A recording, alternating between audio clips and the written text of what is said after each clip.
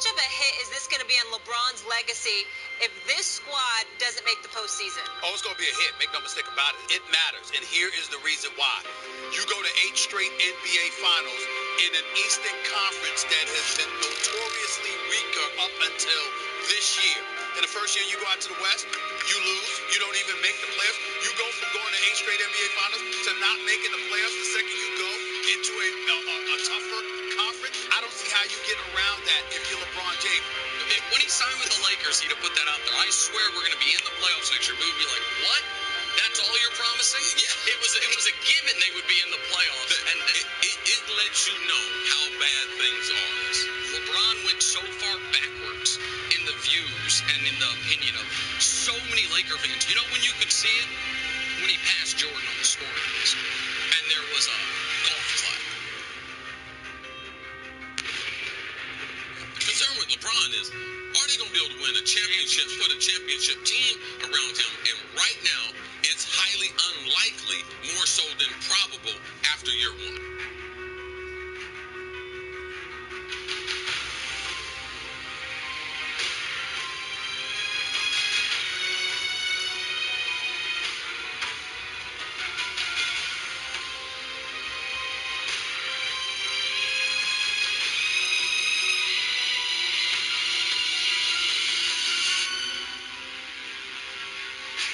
Quit disrespecting this man greatness. For 17 straight years, this guy has lived up to the hype, and he has dominated this year. Legend in case every time he steps on the floor. Skip, he gave you a virtuoso. Do you think Picasso or Rembrandt or Monet, they didn't mass-produce masterpieces? Every time that man's on the court, it's a virtuoso. It's a masterpiece. How many Mona Lisas are there? One. How many 15 chapels are there? One. But every time this man steps on the court, he's painting a masterpiece. James drives, layup, count it, and the foul. LeBron James putting on the finishing touches. 17-2 match is the best start in franchise history. What crosses through your mind about what this team has done? This is an honor. When you just look at the teams and the players that's come through this franchise, it's just pretty cool that when you're able to put yourself in the category of so many greats.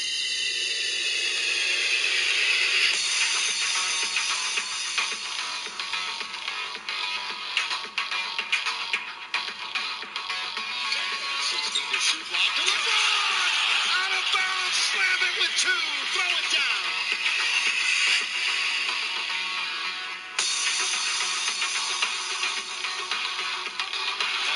Goes to the wing here. James! Oh! Puts it home, LeBron! And how about James? Oh! Long-range missile for LeBron James.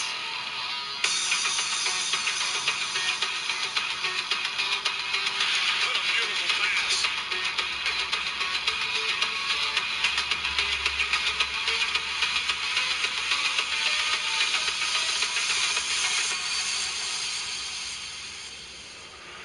Here comes L.C.J. Look out!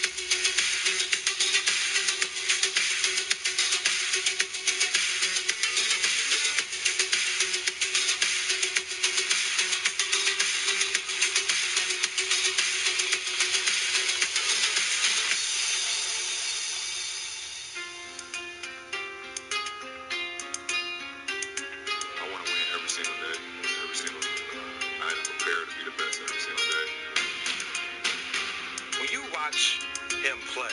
For me, being the best in the world, I can give it to you any way I want to. Or I can pass it, or I can lock you up, or I can make a shot when I need to. I can punish you in the post, I can drive you. Right? So when I think about LeBron James, I sometimes think we overlook his greatness because we always want to find what's wrong with LeBron James.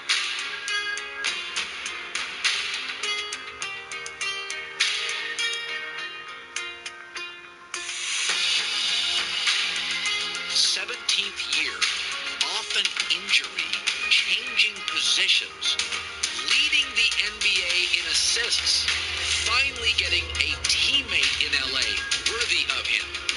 Number 1 seed in the tougher West when the Clippers are favored to win. Seems to me that sums up valuable. That is a fascinating accomplishment and a remarkable story.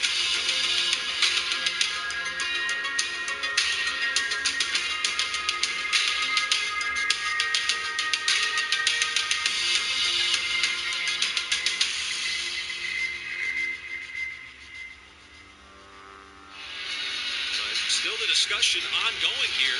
Michael, we don't know what they're talking about. No, not at all. But Rudy Gobert has tested positive for the coronavirus. Astounding and unprecedented story continues to evolve. The NBA is suspending the season. Obviously, we want to play. Oh, man, we want to play. We want to play bad, too. And I think that's a consensus for the guys around the league. Biggest thing is we miss the game. With breaking news in the NBA. A 22-team return to play in Orlando beginning on July 31st. I've been just so hoping that we actually play the games. I don't care if they even give us the home court advantage. I'm like, just be sure we play. I don't care what they do.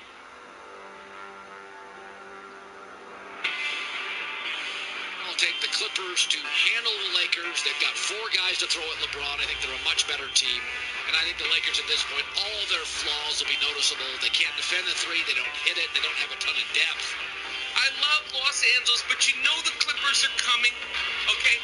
This is a young man's bubble, but I don't even think the Los Angeles Lakers are going to get to the finals. They're not winning a championship. Given another year older, coming off injury, and again, deeper into his career than anyone who's ever played this well, we can't just assume that he's going to go back to the guy he was 2 years ago.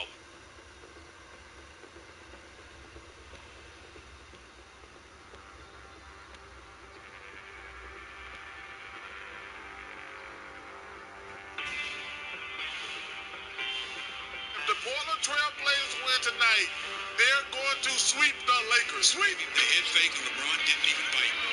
3. LeBron! What a start for the Lakers. Time out Portland. James on the drive. Strong finish that time in traffic.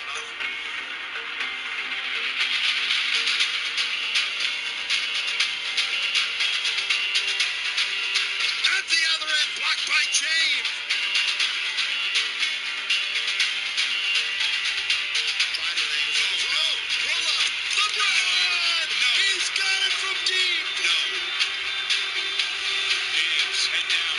Gets to the rim. Bank shot is good. With the ball, winds it all the way down. At the buzzer. Got another one. The Lakers win this series 4-1 and will advance to the second round.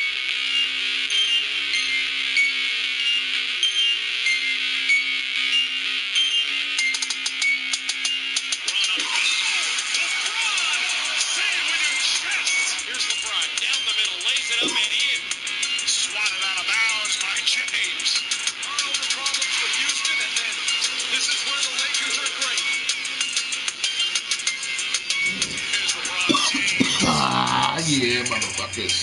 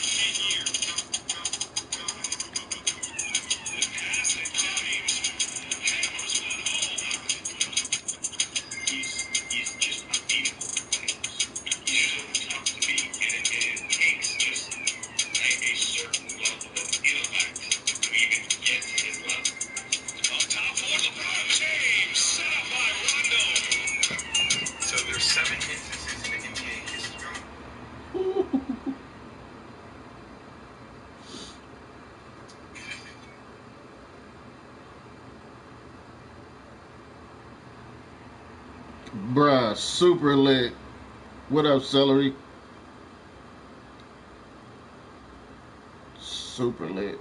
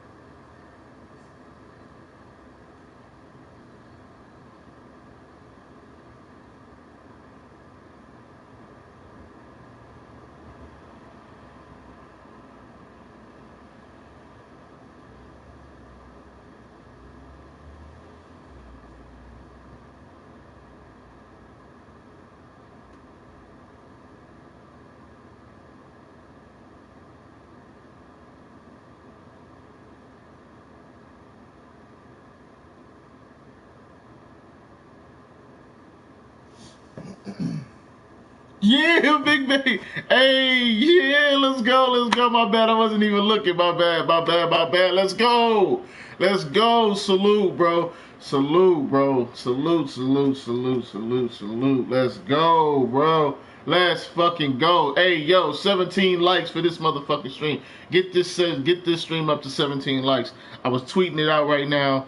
Yo, let's go, bruh. Let's go. No more talk, bruh. Let's go.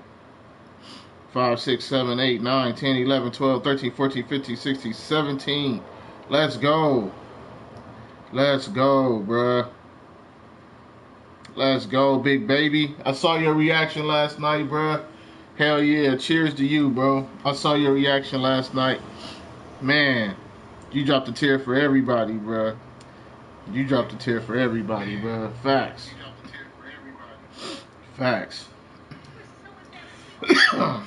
Let's go. And y'all see it. Lakers all day. Ain't nothing else being played with. I'm about to sell every card. I'm about to sell every card. If it's not a Laker, you can't. I'm not even about to play. I don't even care, bro. I don't even care. Bro. Let's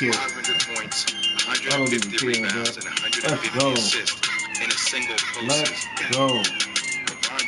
Come on. Get these lights up, bro, for this game. Let's get it. Let's get it. Separates himself from all the other pretenders for his credit. Laker love. He's willing Laker to take nation. Laker Don't everything. worry about it. I got this. No help. I got it. Rondo controls it. There's James. Let me get this. Let me handle this. And did it. He picks up his dribble. Three-pointer by LeBron. It's good. LeBron with the dagger. 38 for the King. And the Lakers are heading back to the NBA Finals for the first time since 2010. Oh, you a Heat fan? Oh, my bad. Hey there. Nothing beats the joy you get when growing your own vegetables and cultivating your favorite plants. Canada understands. Canada knows. Canada is Dutch expert in fertilizers and nutrients for fast-growing plants. Started from a passion for cultivating, Canada is serving you with the best solution for growth in them. For more information and to find a Canada dealer near you, visit CanadaGardening.com. Canada, grow with a touch of Dutch. Laker players great. It's that commitment that, okay, we got one. You think Paleka's content? You think Jeannie Buss is content? You think this organization is content? We going again, bro. And they're in a position to go back next season. The pressure will only continue with Anthony Davis, but it's good pressure. That's the pressure you want. You want to be one of the greats that eventually has your jersey hanging in the rafters at Staples Center. It's more about what you can do over the next 5, 6, 7 years. Well, I'll just take what Key said last week and this is before they closed it out last night, that he needs 2 Anthony Davis or from LeBron to get a statue. He needs 2. And it's not crazy, right? It's what it feels like to be a Laker fan. That a championship is the goal. Check the box. It's like, okay, now do you really want to be a part of this? You really want to go to the next level of Laker history? You want to be like Magic and Kareem and They should buff all the Laker players, bro. All the Laker players should have a buff in this game. Okay, let's go again. And that's Like, one there's no reason why. to this franchise. By the way, just think about that. You're going to tell me, and this is, I think this is more realistic than unrealistic. Especially now that number 17 is done. That one's out in the books. You're going to tell me LeBron James has a chance to come to the Los Angeles Lakers, a team that hadn't made the NBA playoffs in 6 years, and can grab 17 and tie the Boston Celtics, and next year has a chance to go back-to-back and pass the Boston Celtics, and LeBron James and Anthony Davis can do that together? That's special. Facts. Celtics ain't going to the finals next year. We definitely going to the finals next year. Here's time for Straight Talk, brought to you by Straight Talk Wireless. Here's the straightest talk. Vegas has already established them as favorites. They're the favorites. They're not. And obviously the offseason, there's going to be players that leave. There's going to be different guys that come in. I think Lakers are going to have a better team next year. I'm telling you, I think Trev, it's not going to be out of the ordinary at all right now. That there's a lot of players who maybe are veterans or were on an expiring contract that say, I like the way the Lakers played. I like that they had that much chemistry. Let me go chase a ring in L.A. I think next season Lakers will have a better squad than they did this year. They got that dude, too. Everybody wants to come play with them, especially... Hell yeah. This team was trash. This team was fucking trash, bro. This wasn't even this team was low-key trash. If we really want to be honest, Danny Green Danny Green should have been better than what he was, but Danny Green was low-key trash, bro. Like, I don't even see how KCP and Alex Caruso, a D-League, bro. I'm done. Alex Caruso a beast, though. He a beast, though. But still, bro, like, whoo-wee. That's crazy, bro. Next year gonna be even fucking worse. Next year gonna be even worse. Ooh, bro. Get shit out of here.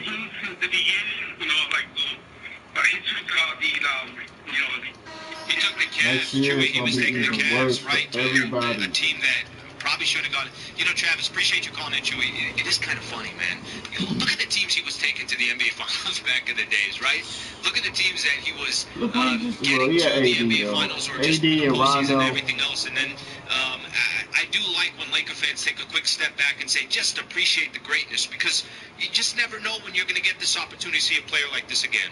Look, I'm going to try to do this without being too we will. It's the Lakers, bro. We'll see somebody else. Try to punch holes in LeBron's resume. So this is how we roll, bro. Run down this as a statement of fact. Here's LeBron's resume. This is how we roll, Before LeBron showed up in the NBA, the Cleveland Cavaliers were one of the worst teams in the league. The second he got there, they were not that anymore, and they went to the first finals that they'd ever appeared in under him, with arguably the worst team ever to get there. Okay. Who was on that team? Booby Gibson, and how funny is that? Eric Snow, some of the players that he's taken. Right. Larry Hughes. Just a whole bunch of guys. Vera Zhao. I mean, we're talking about a group of guys that are not going to have. That's a sapphire too, bro.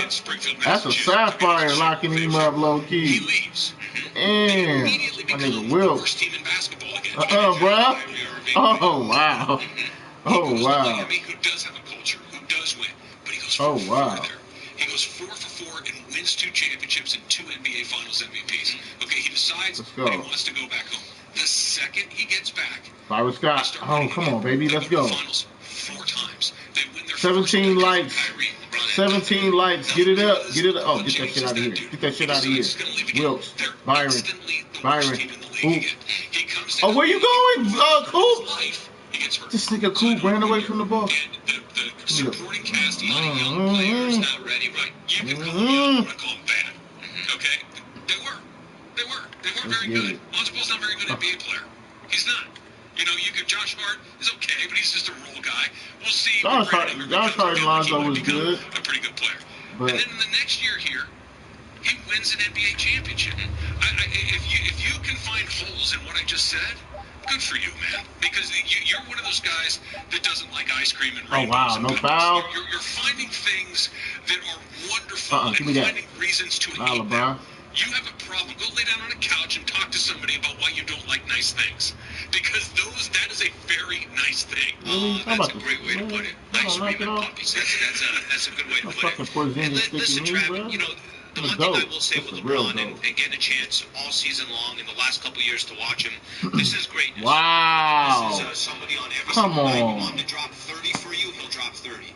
You want him to have 15 assists and lead the NBA in facilitating, he can do that for you. Whatever you need LeBron to do, he's a winner. There's no other way to put it. This franchise is an organization that wins. They're expected to win. And that's something that Dr. Jerry Buss built. Winners like Kobe, like Shaquille O'Neal, like Magic, like Kareem, like LeBron James, Anthony Davis. These are winners, and they found a way to do it on this with this team. But LeBron, just everything that you said, everywhere he's gone, he's got a chance to compete for a championship. ESPN Radio is presented by Progressive Insurance, with insurance for cars, homes, boats, motorcycles, RVs, and commercial vehicles at 1-800-PROGRESSIVE and Progressive.com. Let's try one more here. Let's go to Glendale and Raul. Lakers Championship Monday with Travis and Sliwa. What's up? Oh, man. That's playoff feed. He ain't making that. That shit should hit the backboard. Oh, in his face. In his face, let's go, Lakers. 17 likes for this motherfucker. Get it up. Get it up. Get it up. Get it up. Come on. Come on. Get it up. I can't wait when that. Well, with this staff, I guess, maybe next year back to back, maybe 3 people. When all of this is said and done, I can't wait for this book. The book that comes out with like every story, what the players had to say, everything. It's a great point. Yeah, that's gonna be dope. Yeah, you're right, Raul. That is a great point, and I think you're probably going to see a whole bunch of those books. Because I mean, even if you're not an NBA fan, that's a really compelling story. Like we talked about right off the top, this is an unprecedented situation where you had the world stopped. Okay, never mind sports for a second. And it stopped with the NBA. And it stopped because Rudy Gobert tested positive, and the NBA said, okay, we're done. We don't know what's happening next. We're done. He did that shit on purpose. At that point. He didn't want LeBron to get that ring. What if we go to Disney World? They thought that shit was going to work. We lock the doors and don't let anybody in and out, and we just make sure that these guys stay as safe as possible.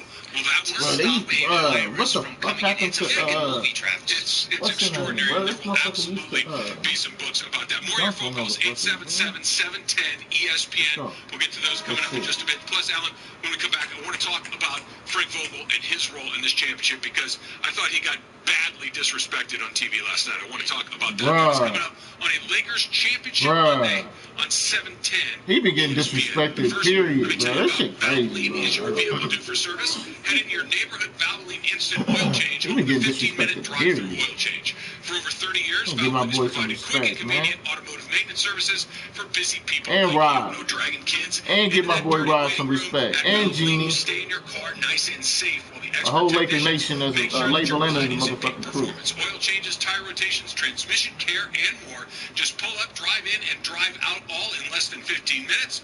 Visit SoCalOilChange.com for locations and game-winning coupons off of your next Valvoline Instant Oil Change. Come on, bro. Like, damn. What I gotta do? It's over in Orlando. Mission 17 was always about something bigger than basketball. It's complete. It was about resilience. Rondo brings in Anthony Davis, 3 for the win. He got it. No time on the clock. Working together. Russo one-on-one. He dunked it. Right on top of Jeremy Grant, and the Laker bench is going nuts. One team has emerged. Oh, wow. Wow, they make my dude go way over there, bro. Come on, man.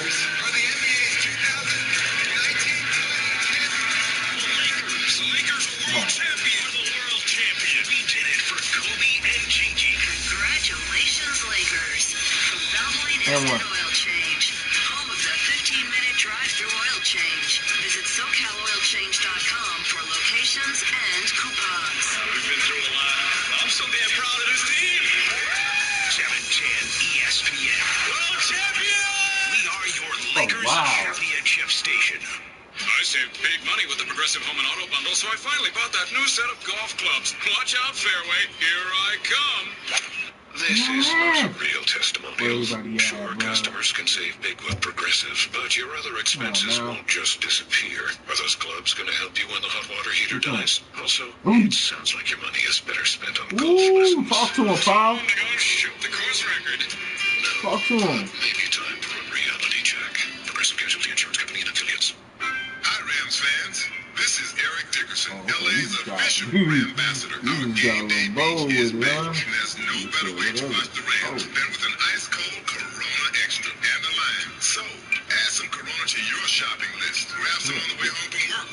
Enjoy at your favorite patio bar, or just buy online for immediate delivery. Enjoy the game with Corona Extra, an official sponsor of the Los Angeles Rams. Imported by Crown Imports, Chicago, Illinois.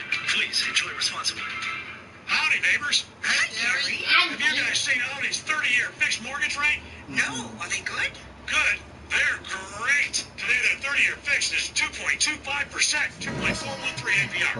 Wow. 30-year fixed. 2.25%, 2.413 APR. Only Corporation Equal Housing Lender licensed by the Department of Financial Protection and Innovation under the California Residential Mortgage Lending Act, NMLS 17976. Call 833-852-6464 for terms and conditions. Hey, look at Audie's actual customer reviews online. They're also great. Well, honey, obviously we should refi now with owning.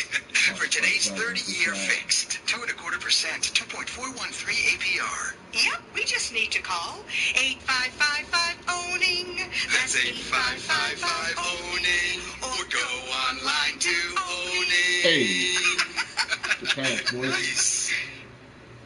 Your Rams reports are brought to you by ZipRecruiter. The best teams start with great talent, but finding the right people can be a challenge. ZipRecruiter doesn't depend on candidates finding you. It finds them for you, so you can get qualified candidates fast. Try it for free at ZipRecruiter.com/LA.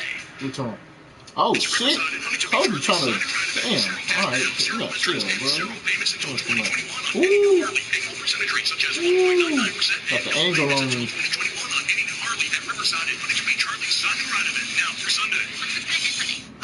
Watson's got the meats and cheeses to keep things sizzling all year long. They've got the classic New York style beef franks and a huge selection of chicken sausages like buffalo style, sriracha, and Italian, just to name a few. Plus, Pizza Watson's chicken sausages are 100% chicken and gluten-free. How do you? Wow. Just let them go through my dude, bro. Just let them fly through my players. What kind of shit is that? Since 1939. Oh, jumping forward. That nigga's ooh. Come on, get out there, man. Oh my god. You too fast. Sorry.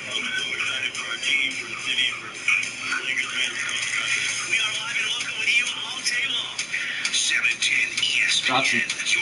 Woo! Come on. He's the greatest player basketball universe has ever seen.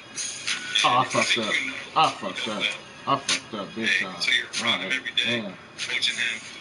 You're seeing his mind. You're seeing his adjustments.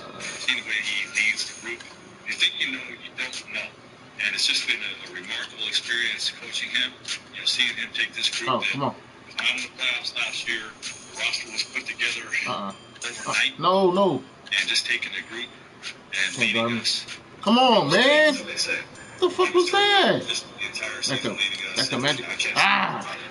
I keep, man. Some hip-hop lines right there. If you think you know, you don't know. See, I didn't know it was a hip-hop. I thought it was more he was channeling Jim Mora from 100. You think you know, but you don't know. I think maybe it all comes together. I think I've heard that in a lot of different rap. Damn, man, he's doing extra good. Yeah, look. All right, let's start right there. 877-710-ESPN if you want to participate, and I suggest that you should. ESPN Radio is presented by Progressive Insurance, and all of our guests are going to appear on the show via the Shell Pennzoil Performance Line. That would include Bill McDonald 1 hour from right now. Brian Windhorst will join us at 11:30 as well, so make sure that you're here for those.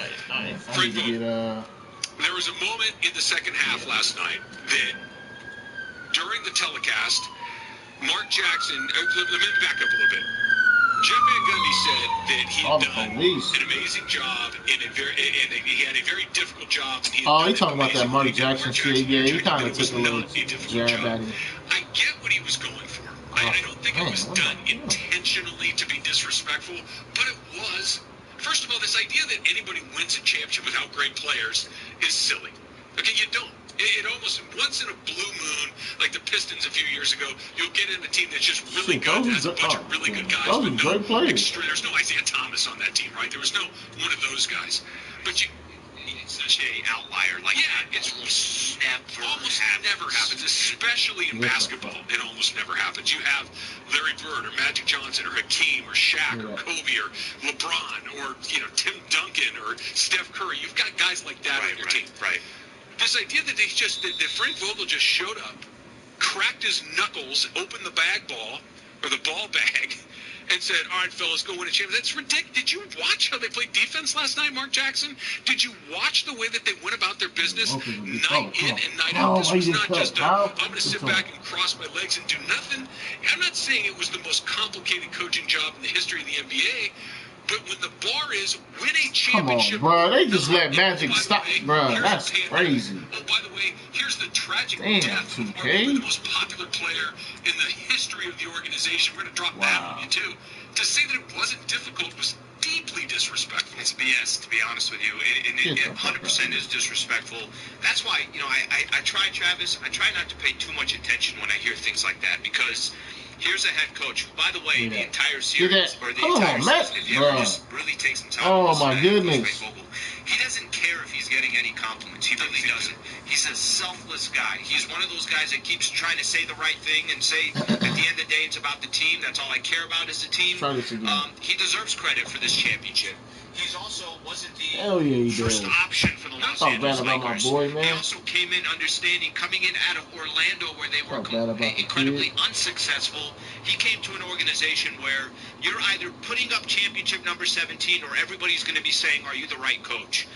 He's also another one that when we started off the season, well, Jason Kidd's right there. Well, does that mean Jason Kidd is going to be slotted in if this doesn't work with Frank Vogel?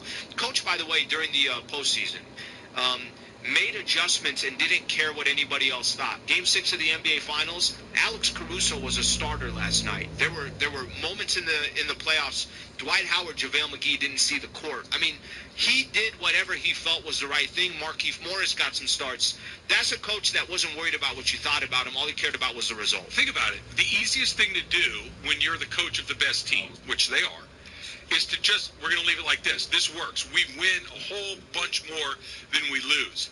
To go into Game 6 and say, I want to do this. I'm going to put Alex Caruso in the starting lineup, put Dwight back on the bench, and we're going to do this for the variety of different. That's a big swing, because if it doesn't go, the easy criticism is, why did you change what was working? Yeah, you might have lost the last game, but you're still up 3-2. Why'd you panic? Why'd you panic and go to Alex Caruso? I was thinking that. It wasn't a panic move. It was a coaching move. It was a most coaching move underrated that paid move. off, and the Lakers got championship number people, 17. Don't forget, you can download the DraftKings app and use the code GREENY to get a free shot at millions of dollars that are up for grabs this week with your first deposit. Minimum $5 deposit required. Eligibility restrictions apply. See DraftKings.com for details. Let's go to another phone call here. 877-710-ESPN. Lakers all day, all day, all day.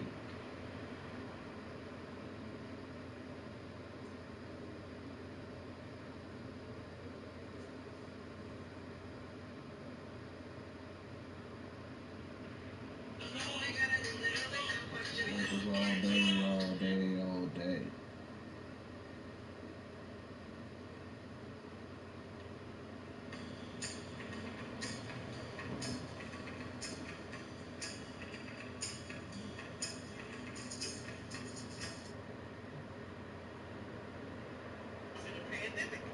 And they played in a bubble, and I think to outlast every other team in that bubble for 3 months, that's an incredible accomplishment. And the Lakers are to be commended because it shows not only physical toughness and excellence in the game of basketball, but mental strength, toughness, and fortitude.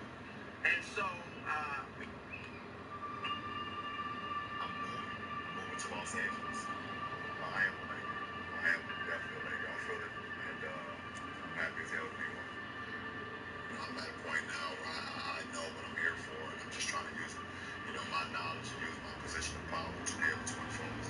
For me to be a Los Angeles Laker and play inside Staples Center, to see all that purple and gold, for us to be able to play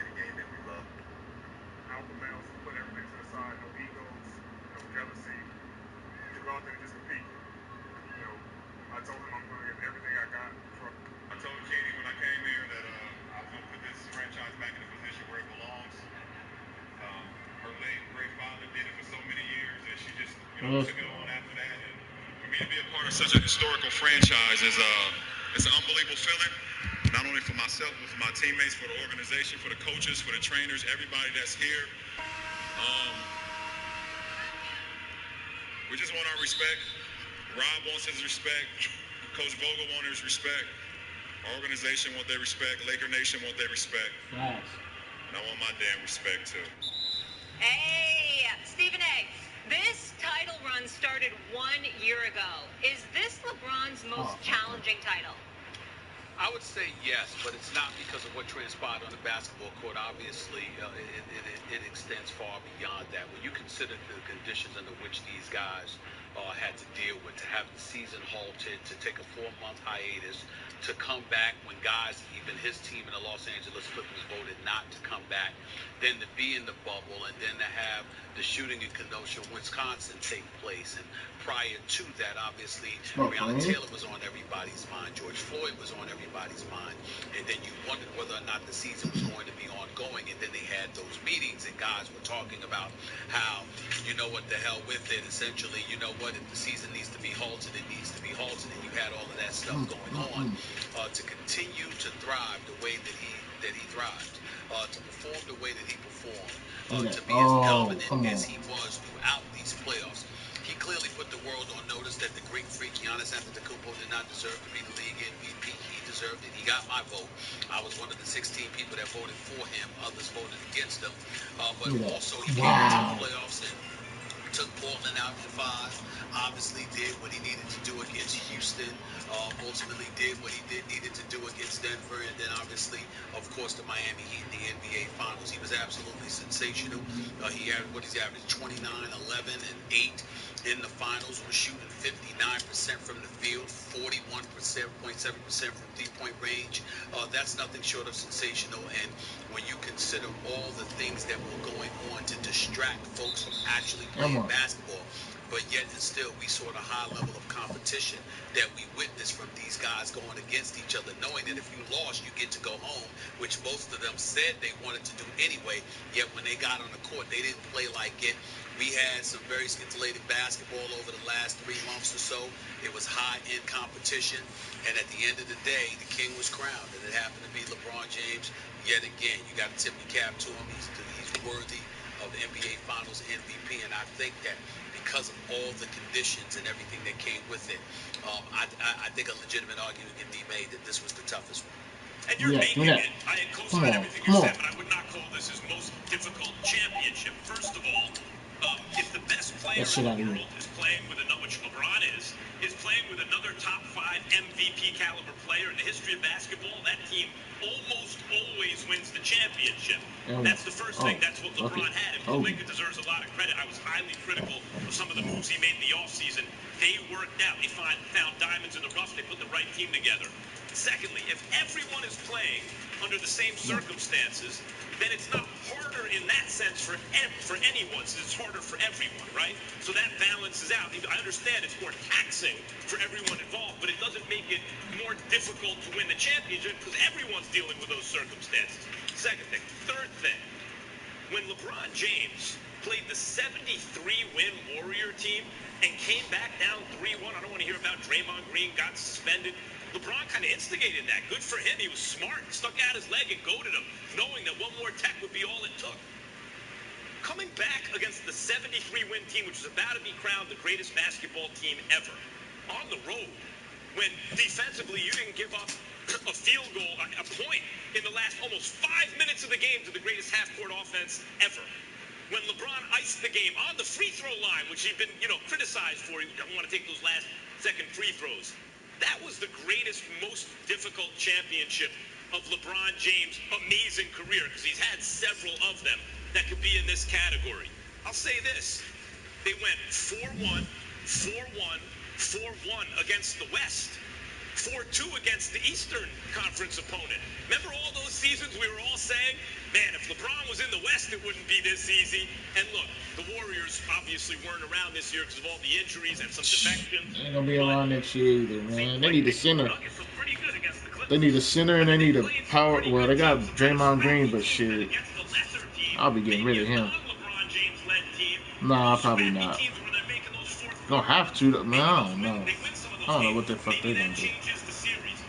But they didn't because LeBron James wouldn't let it. It is among his greatest accomplishments this year. I would not put it at the very top, even considering his age, which gives him extra credit for this. But it's up there, but I would still say the win against the 73-win Warriors down 3-1 at Oracle is still his crowning achievement.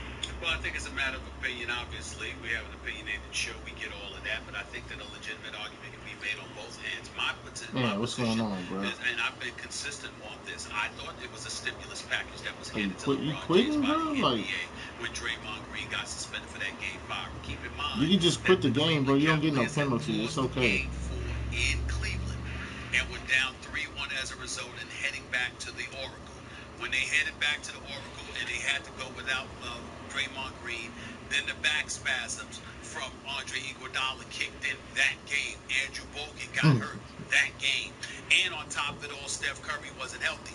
So we can look at it at 3-1, and it's an incredible accomplishment, no doubt. GG's, bro. But there were some mitigating circumstances that can't be ignored.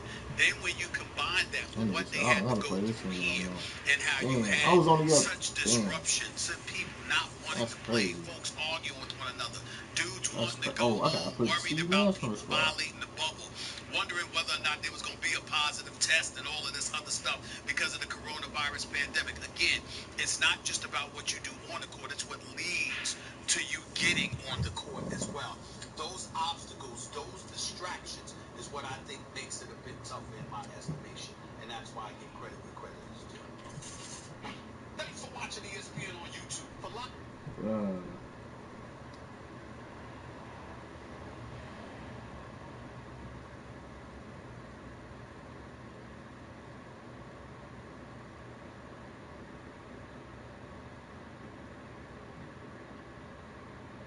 changes. And when you go through changes like that, Hands in 2 years since I started using Carpe. next chair, no matter where. Injections and prescriptions. Get the solution for your sweat today at mycarpe.com. See yourself. Welcome back to the And know you're not alone. Because this is not just a mirror. It's an unstoppable community. Come on, Jeffy. One more. It's every workout. Come on, you two. Let's go. For everyone. So join in now. And see your best self. In Welcome back to First Take, coming to you live above the Heineken River Deck at Pier 17. Last chance for the Hawks unless there's a penalty. Fire inside, reaching up, making a catch. Does he hang on? He does. It's a touchdown. It's a touchdown Seahawks, and it's Metcalf. And Russell finds it and throws a dart. Allow me to reintroduce myself. My name is. The truth. How about that? 20 seconds remaining. Leave it to Russell Wilson. His team's 5-0, getting the job done with that 1-point win over the Vikings. Stephen A., is Russell Wilson the best quarterback in the league right now? I think. Y'all talking about the Vikings? Y'all should be talking about the Lakers. Do just that. Little could he have known the added responsibilities that came along with the attendant pressure of expectations when leading one of the NBA's premier franchises. The loss of the beloved legend Kobe Bryant, the COVID-19 pandemic, the mission of demanding social justice after the death of George Floyd, the dedication to getting people to vote. After all the confetti fell on Orlando last night, Rachel Nichols sat down with LeBron and AD to reflect. The Lakers conquer the bubble, and banner number 17 stood hanging the Raptors. To say hello to the champion. This was very hard, and there were nights and days, I know for you, where you started thinking through what was worth it. And can you explain what some of those moments were like? A guy who loves his family and does it for the family. You have moments where you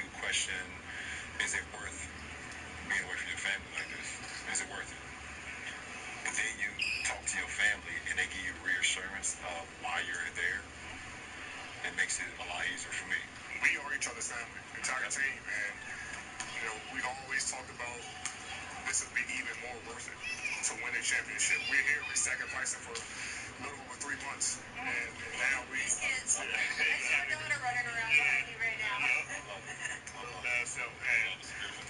And Marquis' daughter. Marquis' daughter here with us right now. So we're able to just, stick it out and realize, they say, you call your family, they say, no, you're not coming home. What? 3 wins with 3 different teams. Hey, bruh. Hey, 3 reads. Talk about him? You talking about that dude right there, boy? Talking about that boy right there? Damn. Look at his finger. Look at his middle finger. That's hard, bro. Damn, bro. Woo.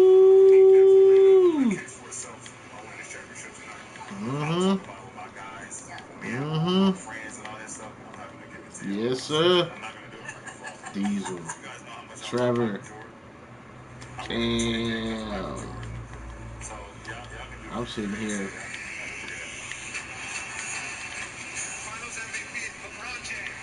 LeBron fucking James, bro. LeBron, you're the MVP of this finals. Have you told him that as the years go on, he's going to have to start carrying you? He carried me a lot. Not all season. I just try to do the same thing back then. He's special. It's that simple. It's that simple. I love that. All right, it was fun seeing them last night. Oh, he The gets Lakers, by the way, because of course we can't leave this alone, right? Woo. Barely 1 hours later, they are the favorite to repeat next year. I just made somebody quit. This motherfucker quit. I only had one. I wasn't even killing him. Yeah, he just started coming. He like, man. The Clippers, they're That nigga close second. said, Clippers have some work to man, do. I'm out of Bucks, here. Warriors, Nets round out the five. Let's go. Motherfucking champions right here. This hat, bruh. I don't even know what to say. I ain't gonna lie to y'all. 17. Just let me get 17 likes, please. Like and share this so we can get 17 likes. 17 likes. That's all I want. That's all I care. We don't need 20, 24, 17. 17 likes. Let me get 17 likes on this bitch. I don't even know what to say. I'm happy. Lakers. This nigga LeBron is a fucking beast. Anthony Davis, when he wanna play, is a fucking beast. The Lakers organization has always been good. It's just 10 years. You know what made the 10 years long, bruh, is people shitting on us, bruh. That's what it was, bruh.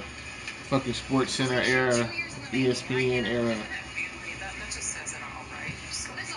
And everybody being, what's the name, bruh? That's, fuck all that.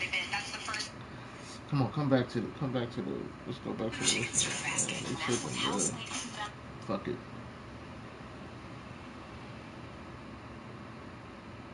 Fuck it. Of players in history that LeBron was aware of.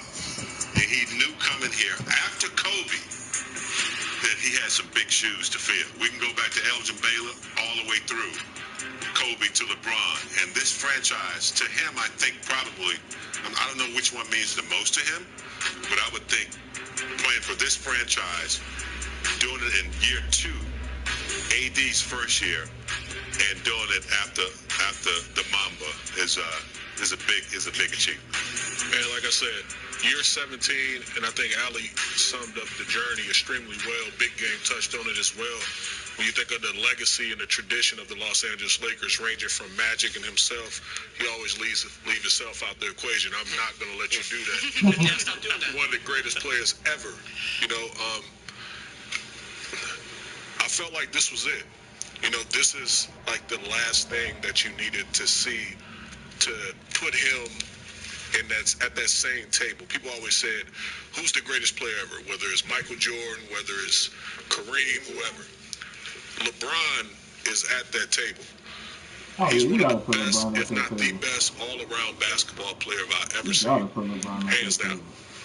Hands down. Hands down. They're special. Even before the, well, We do have a little, I'm just listening to B-More, my producer. He's a huge Laker fan. He's letting us know what's going on. And he's saying we got the champagne in the locker room. The backstage cameras are there. And they're enjoying themselves like that. Look at Phil Handy in the back.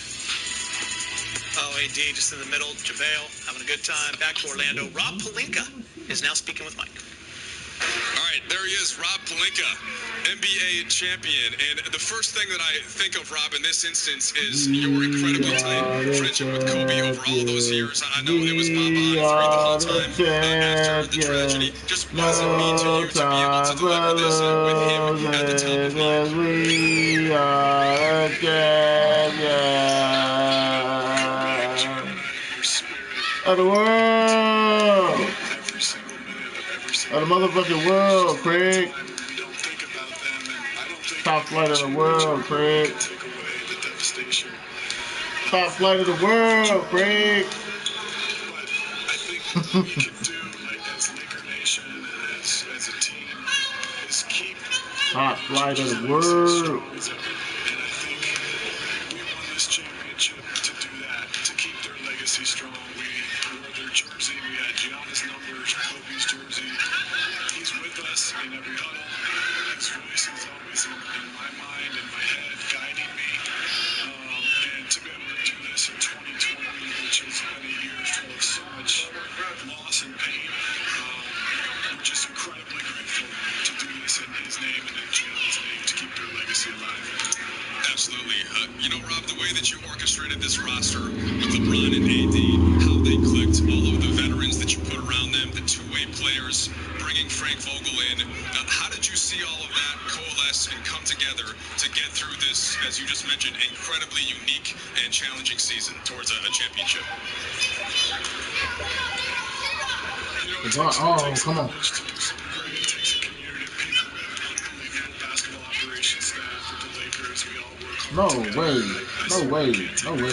No way. For all the Hell no. we have so many amazing people. But one of the things that we stuck to, Mike, is just we hired Frank Vogel and his incredible coaching staff, knowing that defense is really at the core of everything and how you win championships. We wanted to thread the needle on putting together Oh, why they? defenders and competitors around LeBron and AD. And I think that really played out in the playoffs. I saw that. I saw that. Series, Portland, Houston, I saw that. and Miami. We played them all differently because we had a defensively versatile roster. We had bigs to protect the rim.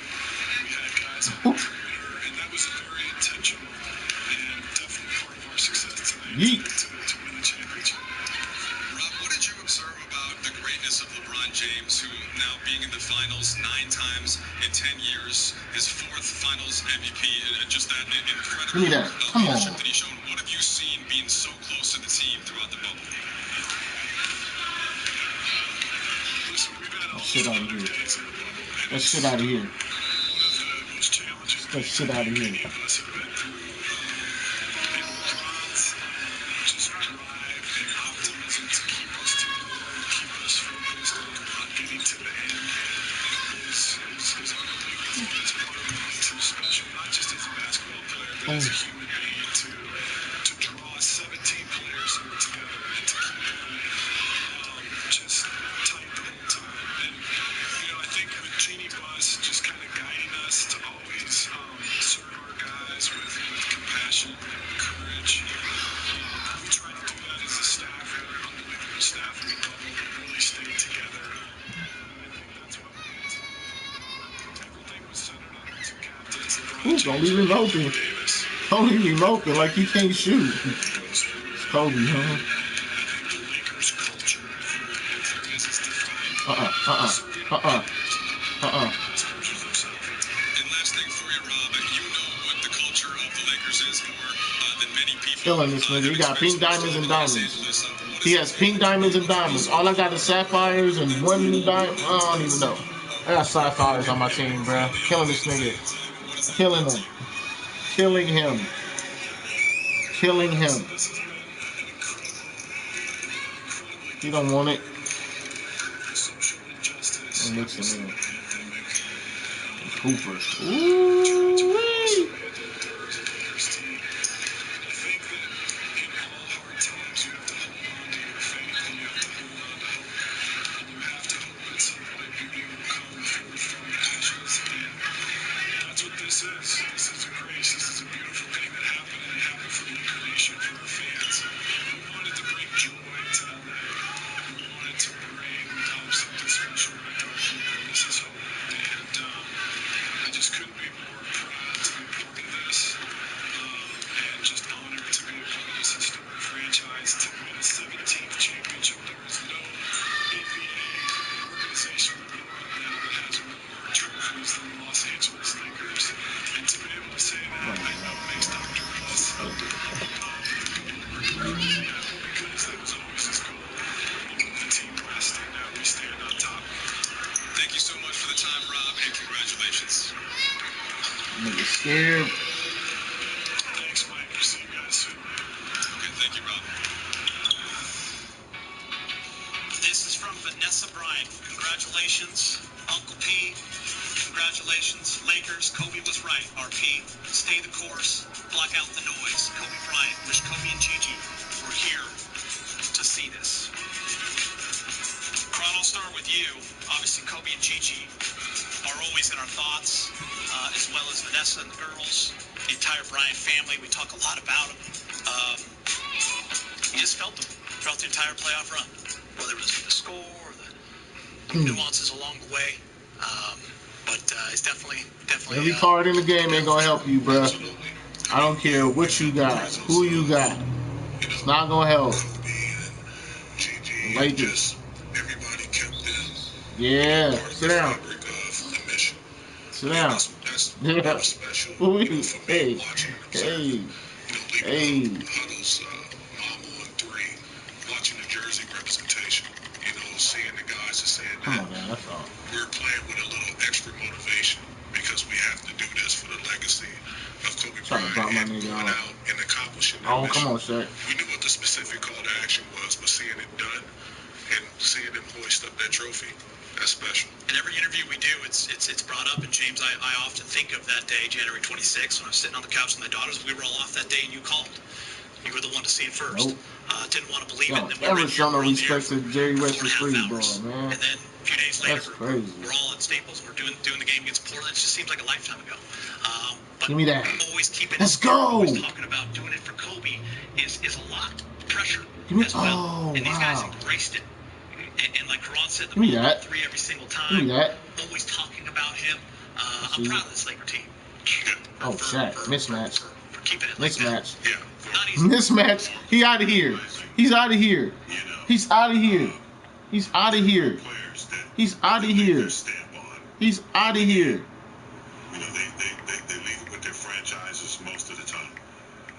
Kobe left it with the entire league. Not only did he leave it with the Lakers, he worked out with players individually. Tatum in Boston. Anybody that wanted to work with him. He had Westbrook. He had everybody's number, and everybody had his number. Not only that, what he was about to do for women's sports.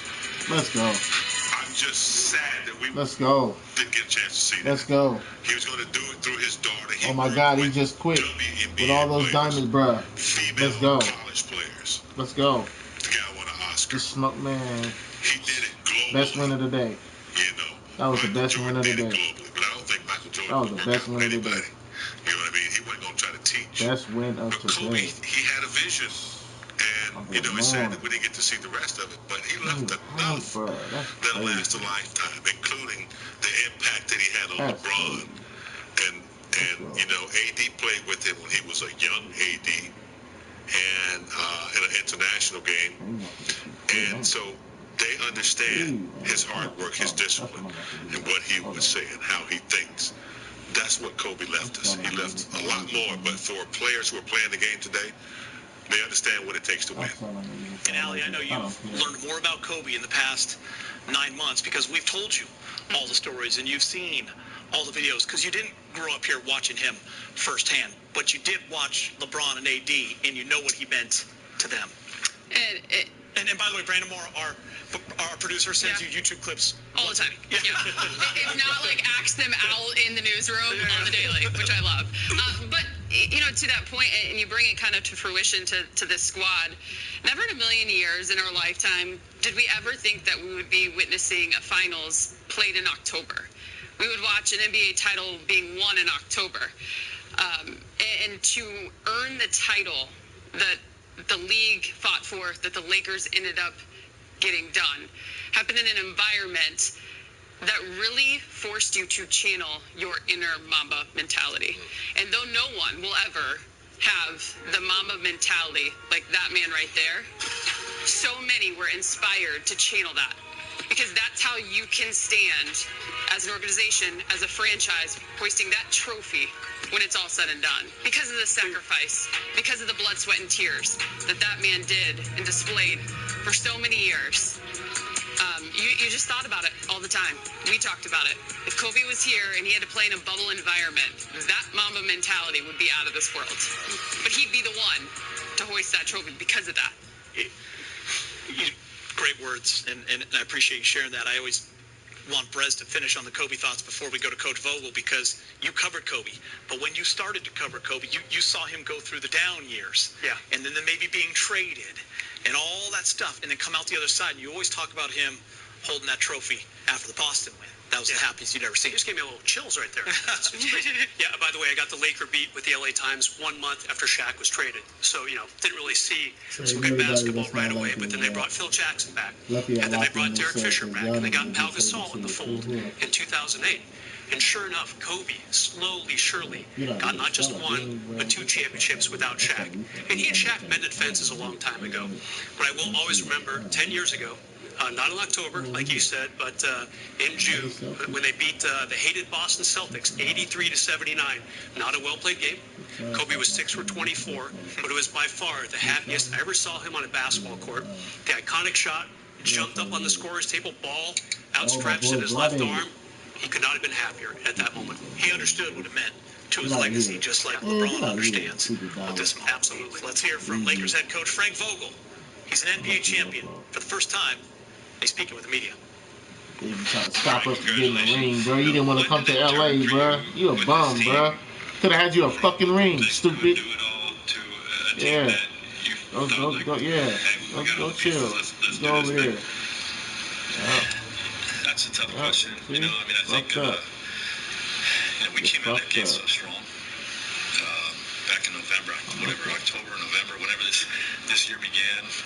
You know, obviously on paper we felt like we had a team that could compete for the championship.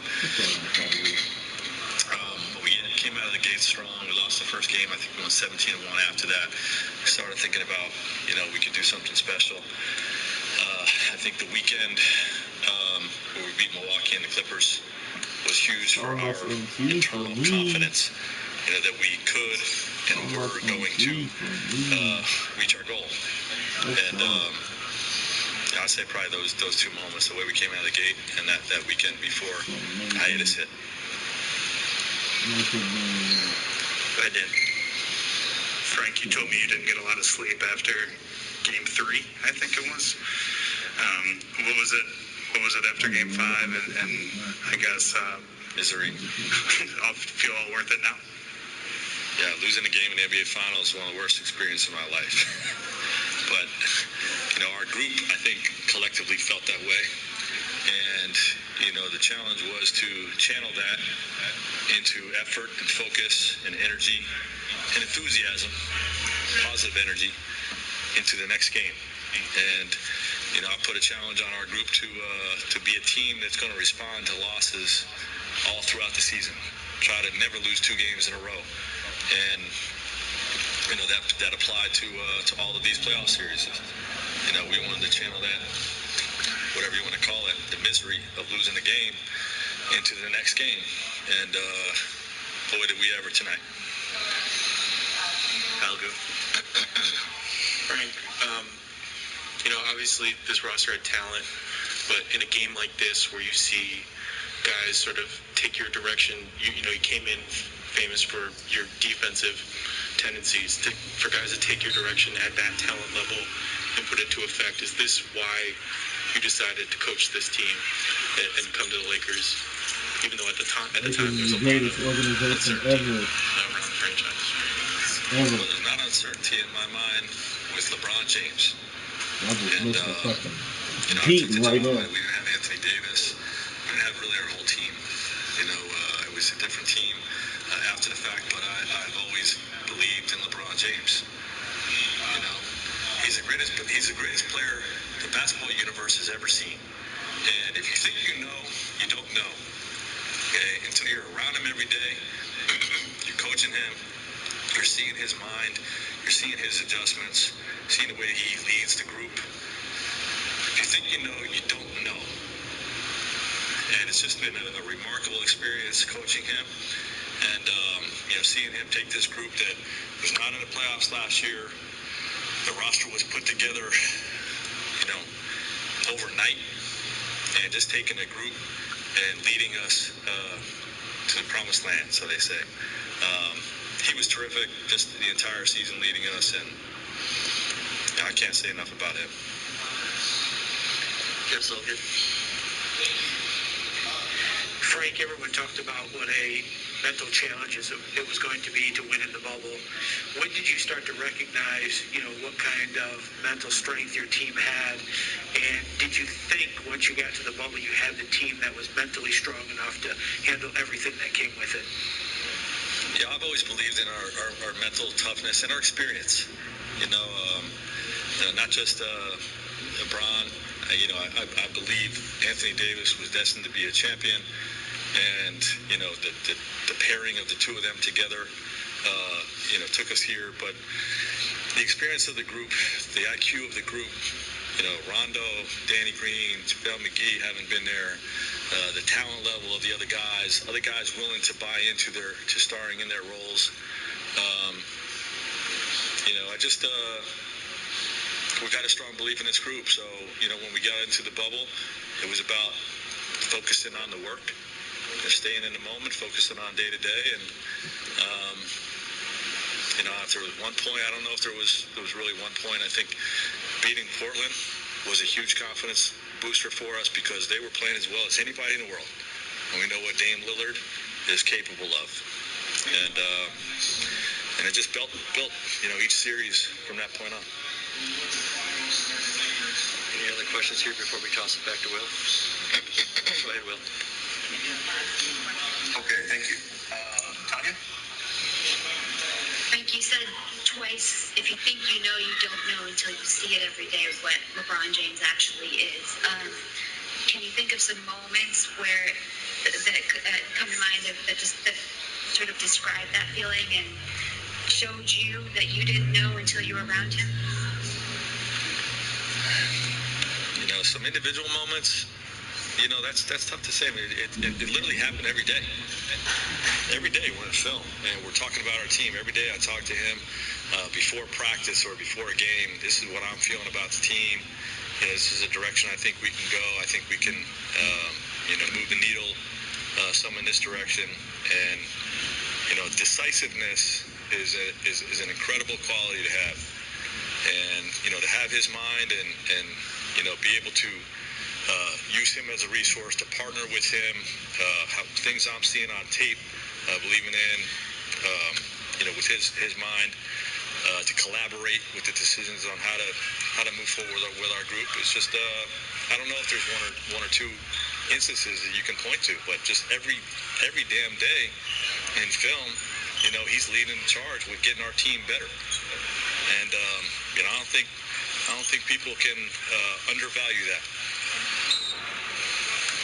Brett?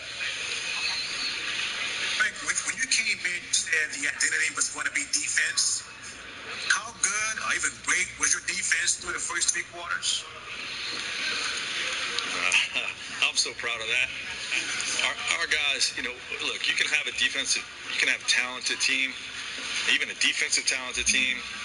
I mean, if everybody's not working together and everybody's not bought in and seeing the value of being able to suffocate an opponent and take away their strength, you're not going to reach that level. But our guys saw the value very early on, and they bought in. And the first 3 quarters, I'm just super proud of our guys because we were all over the place. We executed our coverages perfectly, and we did it with energy, with passion, and with active hands, and we rebounded the basketball, and that just controlled the whole game because with our ability on the break, if we get stops without fouling, other teams had no chance with us getting out on the break. So just very, very proud of our defensive performance tonight. I'm going to take 2 more. Bill. Hey, Frank, congratulations. You talked about this roster and how it's put together essentially overnight, and obviously you brought in new guys over the course of the season. This is a roster that had to be really versatile for you guys to do what you did the way you did it, whether it was Marquise, Dwight, Alex tonight, Taylor won you a quarter in the second round. When you reflect on this group and why all the pieces worked and how and maybe what people missed about how this roster was built early on, what made it the right supporting cast? Well, I think the buy-in. I think everybody understanding that we have an extremely deep team. And whatever was asked of them was going to be filled out. The guys were just ready and willing and encouraged to star in their roles, whatever that role ended up being. But the way we wanted to have big guys, that could bang with some of the bigger centers in the league, and the ability to slide AD over to the 5, the hybrid approach of being able to play small, being able to play big, but just all of those things factored into it, and the ability to have multiple guys that could defend and dribble, pass, and shoot on the offensive end. It just gave us great versatility. All right, I think we're good there. So thank you. And a look outside of Staples Center. Kobe chants in the streets. Laker fans rejoicing. First title since 2010. Laker championship number 17. Much more ahead. We'll hear from LeBron James. Coming up next. Hey, LeBron, we feel you. We're on your page, homie. Big game.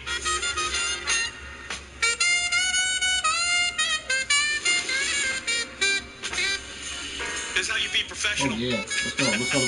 Access Sportsnet Lakers is driven by your Southern California Honda dealers. That shit out of here.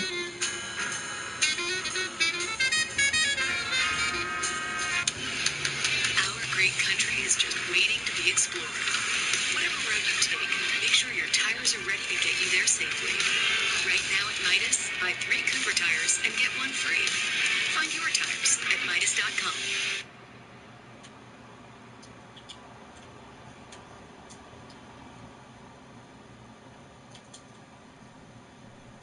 Oh, perfect fucking pass. Let's go. Let's fucking go. Oh, shit. That's your free point. Oh, give me back.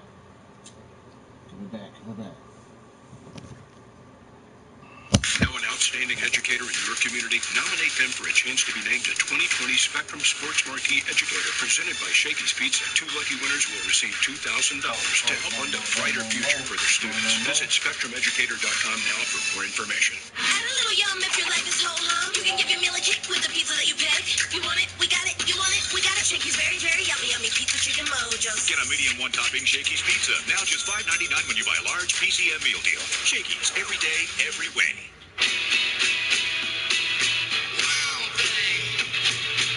Oh, man. 2K?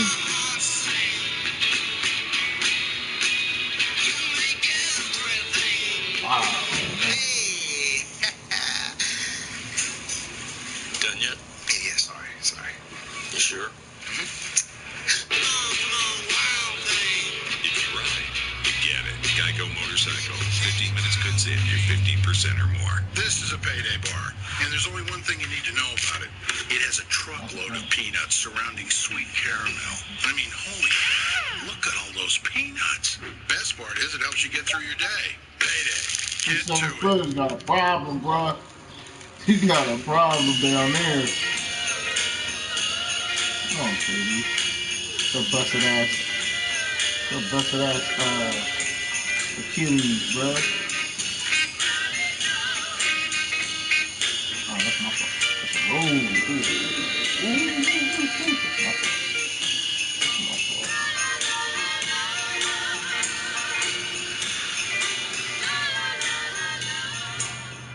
Upwork has the world's largest network of proven independent professionals. It's like having a go-to graphic designer right here. Oh, I like the green one. Thanks. I like the blue. A video editor in here. Hey, and a social media strategist. Available for 6 days or 6 months. When you need in-demand talent on demand, Upwork is happy.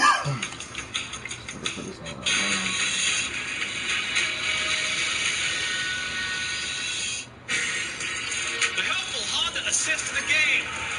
We don't need a play from the game. It's all about this, Karan and big game. You know what that's like. We live. I'll tell you what, Gator. My first one was in the Boston Garden. 85. And I can't even tell you the feeling that you have right there with your teammates, which is really your family. You remember the first day, media day. You remember training camp. You know, you remember all the injuries and all the arguments that you had in the locker room. You remember all that. And it just comes out right there, boy. There's nothing more special or elating. Can't buy that moment Elation, with money. yeah, it's just a feeling that only champions know what that feels like. You know we're on the air for so long, you got yourself a chair. Got me a little chair, man. Our fans are going to be happy about that. Talk about that moment. Hey, man, it's special, man. Just, think like Big Game said, just thinking about the grind and the sacrifices and being able to be a part of something that's larger than yourself. I think that's what it's all about, and clearly those guys just accomplished that. It's special. Just want everyone to know it smells great in here. It smells like what it smells like right here. LeBron James is now a four-time champion. It's good to be king. He's speaking with the media. Yeah, good shit, folks. LeBron, 3 seasons ago, after you beat Toronto, you told Cleveland.com that you didn't have anything left to prove, or you asked what you have left to prove. And I wanted to know if that's changed over the past 3 years. Did you feel you had something to prove, and why is this one so important for you? I think, personally, thinking I had something to prove fuels me, and it fueled me over these last year and a half. Look at it. Since my injury, it fueled me because no matter what I've done in my career up to this point, there's still little rumblings of doubt or, comparing me to the history of the game and has he done this, has he done that, so having that in my head, having that in my mind, saying to myself, why not still have something to prove? I think it fuels me. David Veneman.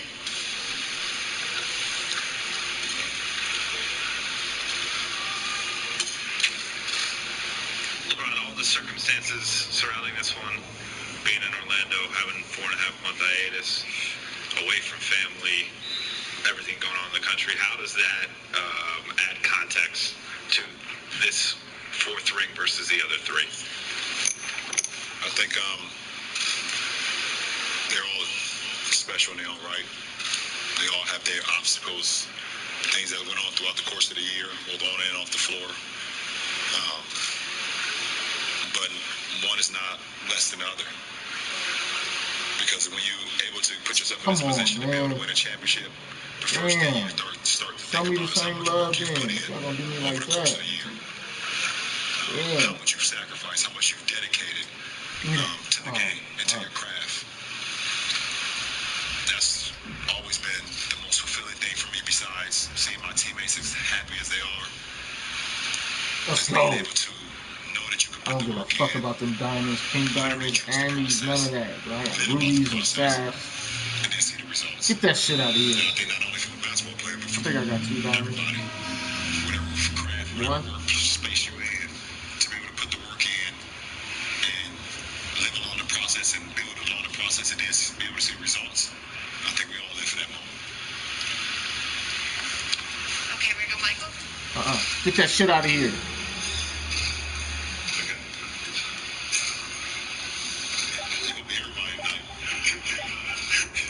I don't see how he got that. Did you sense that with the mental layer of the bubble that it was getting to other teams? And in the last few days, was there kind of a weird feeling of we're reaching, not just possibly winning a championship, but reaching the end of this journey? Like, did that feel different even than the other title runs? To answer your first question, so much going on inside the bubble and everything, and us, going into the unknown. So it's kind of hard for me personally. Once I got inside here and saying, okay, this is my mission. Let's go. Sapphire and LeBron out here going crazy. It's hard for me to kind of focus on other teams and what other players were feeling. I didn't engage in that. I didn't look for it. I wanted to keep my energy in the right space. Diamond KD can be shit. Over the last couple days, you definitely thought about it. You thought about just being AI. here, how successful it is. Stop. Get that shit out of here. What's wrong with you? Roberts, Chris Paul, over at the NBA, and so many people that had it to make this happen. My boy Scott. And I think we all can say from my cousin. The social injustice, my cousin. Conversations, the border suppression, you got that. Police brutality. You got that. To have this platform and have our players be able to unite like that, my boy it's something that you would think back on it.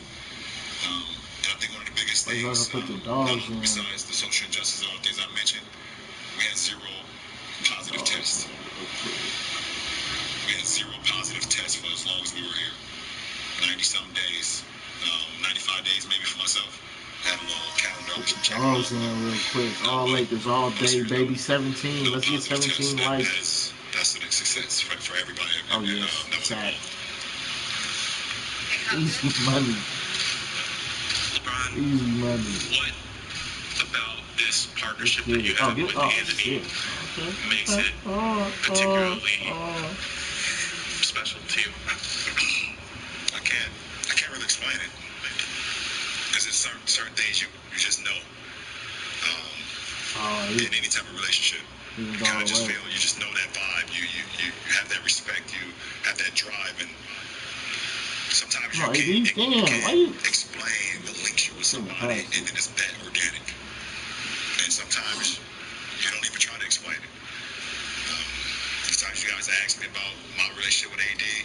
The first thing I think about is the respect, the no ego, the challenging each other. And we want each other to be better than actually ourselves. Like, I want AD to be better than me. AD want me to be better than him every single night, every single day. And we challenge ourselves. And I think that's, part of it.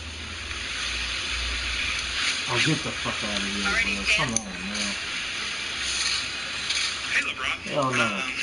Saw that. Don't make me laugh. You finally got one. I got one. What the fuck? Come on. You looked over and you saw Anthony sitting there, probably the realization of what you guys accomplished hitting it for the first time. I'm wondering, how much of that reminded you of 2012 for you, and what did that first title do for your career, and what can this do for AD moving forward? Yeah, it definitely reminded me of it. Just the excitement, I can't believe this. I definitely saw myself 27 LeBron, 27 Anthony, well, 27 AD. I definitely saw myself in that. And what it did for me in my career, it basically let me know that the work that I put in on my craft, and the way I played the game, how I was taught to play the game when I first picked up a basketball at 8 years old, it's okay to play that way and be able to win. No matter how many people tell you, okay, you should maybe shoot more, you should maybe do this more, you should maybe be like him more. let me know that the way I play basketball and the way I was taught basketball is the right way to play it, because you do see results. And then it just continued to boost your confidence. Oh my God. I'm not saying that Anthony doesn't already have confidence, but it takes it to another level. Wow. Wow. Ron, you talk about how you can't focus on other teams and their bubble experience, but for you, outside looking in, it seemed like you were locked in from the beginning of the entire journey to now. But I mean, I got to imagine you had your days off the court when it comes to the personal sacrifice, when it comes to keeping this group together. Is that the case? Were there ups and downs? And as far as this celebration, I know it's different, but y'all are having fun. How different is just the championship feeling? To answer your first question, absolutely. I think you wouldn't be human if you didn't have ups and downs. And I should have gave it to you. Times I was questioning myself, should I be here? I should have gave it to them nigga. This is worth sacrificing my family. What should I do? So many things. I've never been without my family this long. You know, and let's go. Of my daughter being in kindergarten, even though it's through Zoom. It's her first year of kindergarten.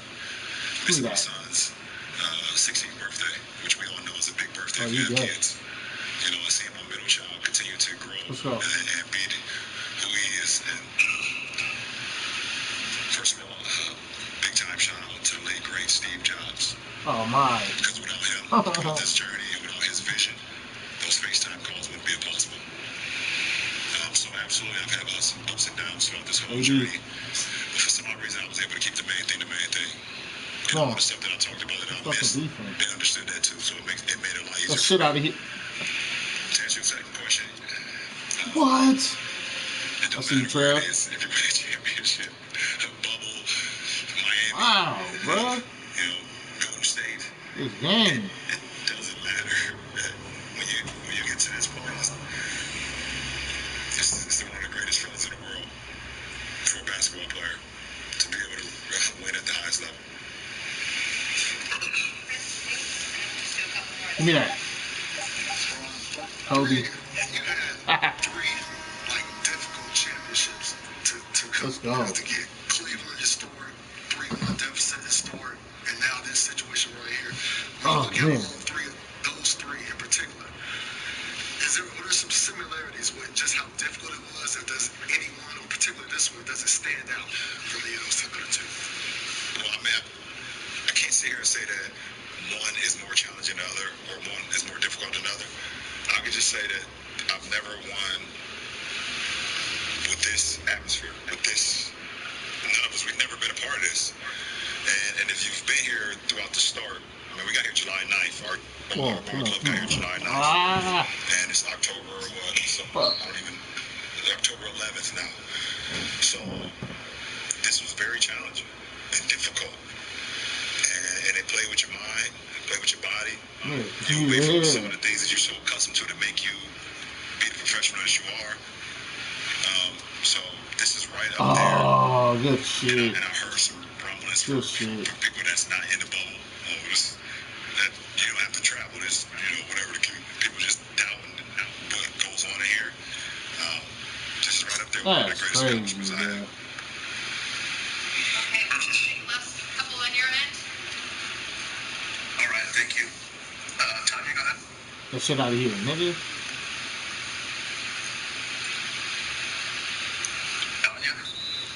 Whoa. She fell asleep.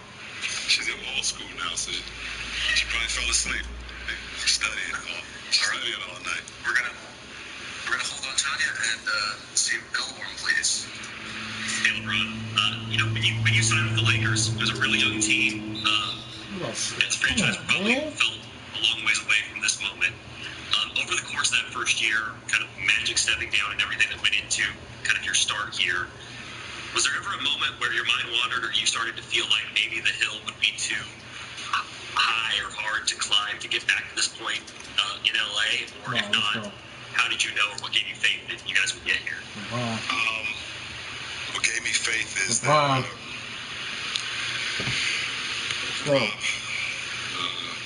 Pelinka told me that he'd do whatever it takes to make sure we become a winning franchise once again.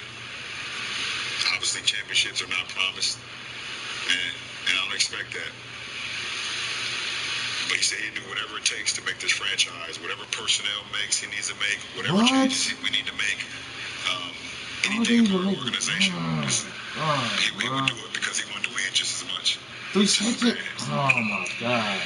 And for me, being able to get Genie back to this point is something that fueled me as well. Let's go. It's a historic franchise, and to be a part of this is something that I'll be able to talk about, and my grandkids and kids will be able to talk about that their papa or their dad played for the Los Angeles Lakers. It's like playing for the Yankees and winning. It's like playing, you know, for the Cowboys and winning a Super Bowl, or the Patriots. It's like, you know, playing for the Red Sox. And so to be able to win with a historical franchise is something that you can never, no matter if your mind wavers away, you can always remember what you're doing it for. So I'm talking back here, but I feel like the question's coming out of my head, so I just want to get a little bit more personal. That's okay. Sorry. Thank you. All right, we're going to try Tanya one more time. Tanya? Hello. Hello, Tanya. I was going to ask the question that you just got asked, so instead I'll go with, you and Jeannie shared a long hug right after, as the trophy presentation was being prepared. Did you say anything to her? I don't want to lie to you, so I did. But if Jeannie at some point would ever want to reveal what I said to her, that's up to her. It was just it's a special moment, and I know how special it was for her. So it was just in the words of I'm proud to be a Laker.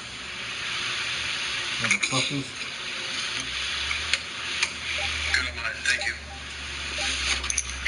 Break. Let's sit out of here. Players to win Finals MVP. 3 of the 4, they wore Laker jerseys. Cap did it in '85. That was Big Game's first title. He was 37 years old. LeBron James, 35 in 2020. Wilt Chamberlain, 1972, 35 years old. And then MJ, of course, 1998, to complete the three-peat for the Chicago Bulls, was 34. And here comes a worthy clap. Man, y'all better cut it out. Woo, woo, woo. Confetti gun too. Oh yeah, Garcia. Come on now. Nah, not on Shaq. Not on Kobe. That's Kobe. That was me, Shaq. Damn. Flashy pass right to fucking Stockton. She asked me what time I'm coming home. That's all. Real late. Tomorrow. Real late. You'll be asleep, sweetie.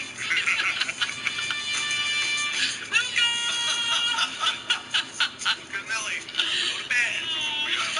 Go ahead. Hear from Magic Johnson. Coming up next. Big Game's old teammate. Magic. Shit's getting crazy in here now. Lakers win number 17. These motherfucking Lakers right here is going crazy. I see you, Cooper. Yep. Oh, Shaq. Oh, come on, Shaq. Oh, come on, Shaq. Shed those tears. Good tape. You're not supposed to put tender prime rib on a char-grilled Angus burger or on a fresh-baked biscuit, but we did, and it's awesome. Get a taste of the new prime rib menu at Carl's Jr. Feed your happy. 1, 2, 3. Damn, come on, Shaq. Should have dunked on his ass. Honestly.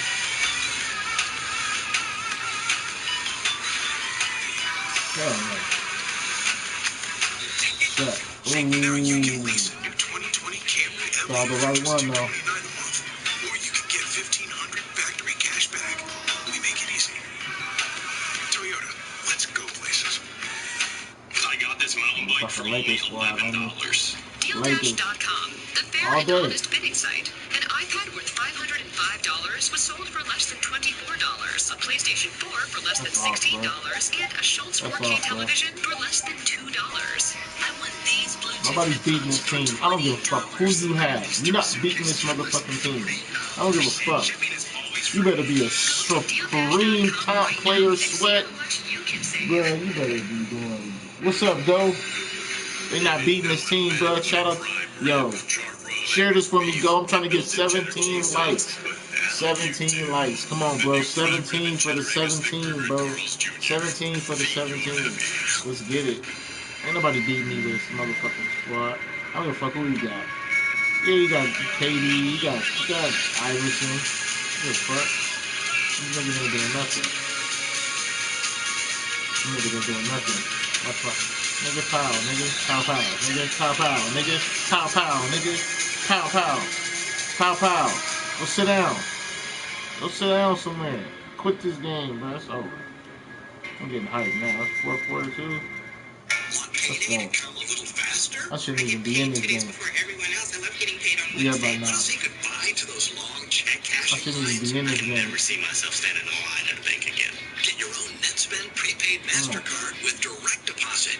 Your money loads straight into Imagine your not being able to do shit with a diamond. You might as well turn all your cards in, bro. Get the same cards I got. Debit MasterCard is accepted. You don't even need all them cards. I just saw that Iverson.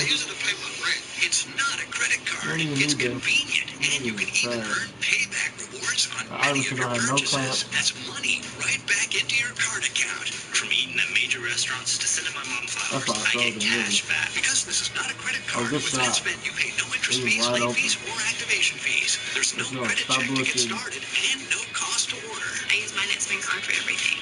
Be one of the first 200 callers and choose your card color. 1-800-434-0862. That's 1-800-434-0862. Get paid up to 2 days faster with NetSpend. I don't like that. Get that shit out of here. Come on now. You know better. Another title. Third different team. KCP wins his first. See? JaVale wins his third time. Ooh, LeBron. That's so pretty, bro. That is pretty, bro. Oh, I saw you. Come on. Get that shit out of here. Pow, pow, nigga. Pow, pow. Post takeover. Pow, pow, nigga. Stop playing with me. Stop playing with me. LeBron with the vision. Ooh. Get off me. Get off me, Wavy. Get off me, bruh. Out here with these dirty ass Clipper jerseys on. Tripping. Tripping. Get off me, bruh. You tripping. Over it. Over it. Both of my niggas got post lock. That shit out of here. Wow! What do I do? Hit the ball? Come on, bro. Y'all gotta stop cheating, 2K. Don't cheat this one.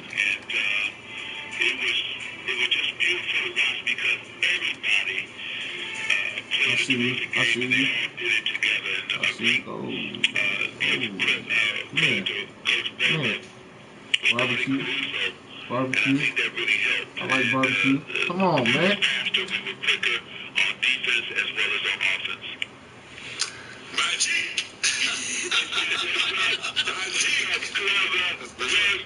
That's what they call him in Paris. Magic.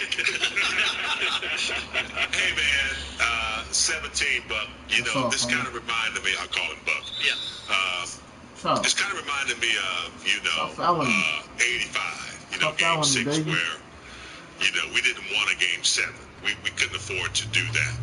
What kind of memories did you have watching this team as compared to some of the teams that you led? Well, I think it's the same thing, right? We could have took the 3 though. But that's all right. Wrong with the bad ass. That's it. Kobe, LeBron, and 1. Woo! You lucky you fouled me, bro.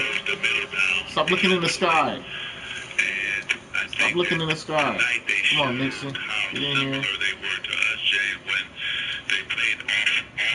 Let's go, bro. And turn that awesome defense into transition points. And also, too, they were playing for something, much stronger than just winning the NBA Finals. I think when you have, when you're playing for something like, give me that. Give me that.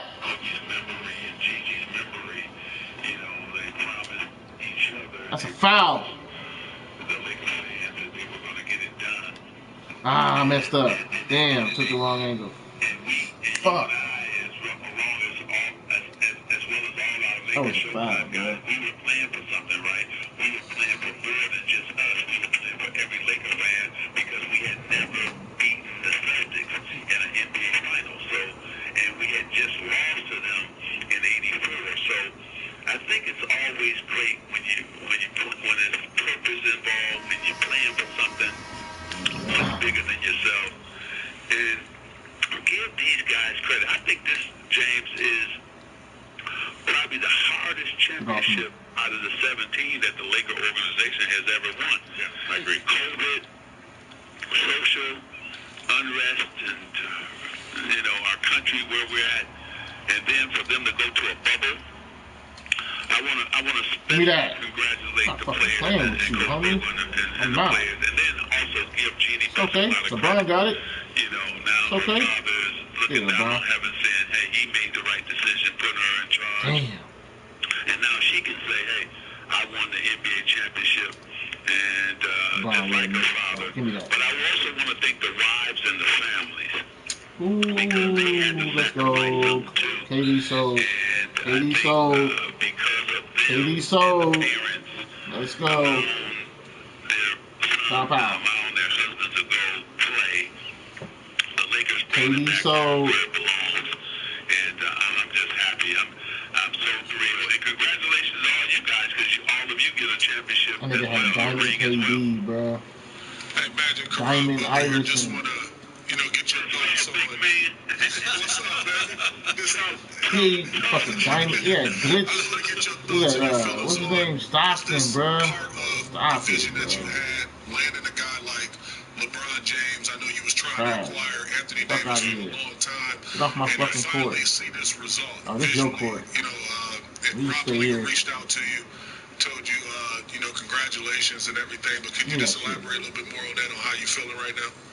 Yeah, Rob just called me, 10 minutes ago? Get shit out of here. From the celebration. And he said, Irvin, remember when we took over, we were over the salary cap? And How does it feel, bro? I hope you don't spend no money on this team. Wow. And we just not on the phone about it. And then we said we had a vision, though, Karan. And that oh my God. to not mess up. Let's go. Make sure we get not surprised. Under the salary cap. And guess what? Our whole target was LeBron James. And when we were able to bring him into the fold, that was probably the first step and the biggest chip that we could land, right? He's the greatest player in the NBA and in the world saying, hey, I want to play with the Lakers. And you lost KD and him? That's crazy. That's crazy. I can't believe you lost with KD and Johnson and that glitch John Stockton is look, bro. Bro, as much people be cheesing with that card. Because Rob Pelinka then did a wonderful job of Magic wasn't having it though. Magic and Nixon. Nixon got clamps, bro. You got gold clamps. Trevor Reeves, gold clamps. My niggas is badged up. Come on here half stepping, thinking you playing against some weak. Bro, if you don't like it, amazing, you know better. And Guido, you were around when everybody Lakers, told me 17, homie. 17. Hey, Mike, you remember when everybody told me not to sign him? Yeah, oh yeah. Everybody was like against it. The first time they told me not to sign him, I didn't. Because it was such a problem. But the second time I said, no, we got to have him because he could also help out Lonzo Ball at that time. And I'm so happy that we did that because look at what happened. Come on, bro. The game over. Then the last thing we did, Rob and I said it was going to take 3 years, and here we are in the third year. And the Lakers are back where they belong. And it's just a great feeling. I cried and I was jumping and I was excited and I'm still excited. And you know what I'm excited for? Laker Nation. I see the fans are out there in the street. It's over, bro. And they're so happy that we're back on top. Magic, I mean, we've talked on the show already about the people we've lost since the Lakers last won a championship in 2010. Two people in particular, Kobe Bryant and Jerry Buss, and how proud do you think they would be of what this team has accomplished in truly the longest NBA season ever? Give me that. Let's go, Lakers. Let's go. Every time you win with a Lakers team, they should drop the confetti.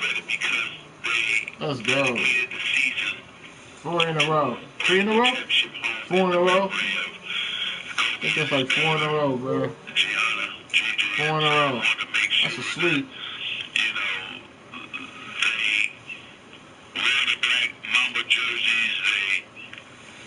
Always got in the huddle and said Mamba, and I think Kobe is really happy in heaven knowing that the guys played the way they played, not just tonight, but all regular season and also all playoffs. The Lakers truly were the best team in the NBA and the best team in the world. And I would say this too, and I tell Rob this too. One game over here? I said, you're going to do it again. I said, the Lakers are going to do it again. And I said, Rob, your phone going to be ringing off the hook. Guys are going to want to play for the Lakers, especially when you think about playing alongside of AD and LeBron James. Magic, it's Allie here. Allie, get you another ring. See, Cleveland and now the Lakers. You know, I had to come all the way out here, but hey, it's special. I just want to say congratulations. You know, when I came here 2 years ago, my very first interview with Spectrum was with you. I was nervous as all get out. I couldn't breathe. But the one thing I remember about that moment was you were so genuinely happy and excited for what you guys had opened up and what was to come. You were in a position still with the team at the time, but I know that genuine excitement and love and celebration is still deeply rooted within you right now. So just congratulations. This organization is very special. You, Big Game, you got a lot to do with it. So congratulations. I really appreciate that. And Allie, you knew still the key is just that guy named LeBron James. No, without LeBron, none of the other things happen, right? And so we had to sign him, and his trust and his belief that we could do it, you know. And I told him, I was honest with him. I said, hey, the first year we're not going to be good. You know, we're going to be, I think we can make the playoff, but, you know, we're not going to be a championship team. But the next year, I think we could be great because we'll have enough room, cap space to sign another superstar. Not knowing that Rob Pelinka would pull off, you know, Anthony Davis. And so it's just beautiful to watch the guys come together. And they're tight, too, James. They're a tight group. And LeBron James just proved again why he's the greatest leader in sports, probably in sports history. The way he could bring the guys together and never let them get comfortable or satisfied. And, you know, some guys, James, belong in the purple and gold. That dude belongs in the purple and gold. You know, he's everything that we're about in LA. And only thing I wish would have happened is COVID-19 hadn't happened, because I wanted so bad for the Laker fans to be in Staples Center and to witness this greatness that we saw for the last couple months with them being in the bubble in Orlando. And I wanted all they're going to miss the 1 million people in the parade. They're going to miss 100,000 people at the Coliseum. I just wish all those things could have happened. I wish that for AD and LeBron. They're really not going to get a true feeling of how great the Los Angeles Lakers fans are without that parade and that celebration that would have happened without COVID-19. But at the end of the day, that's okay.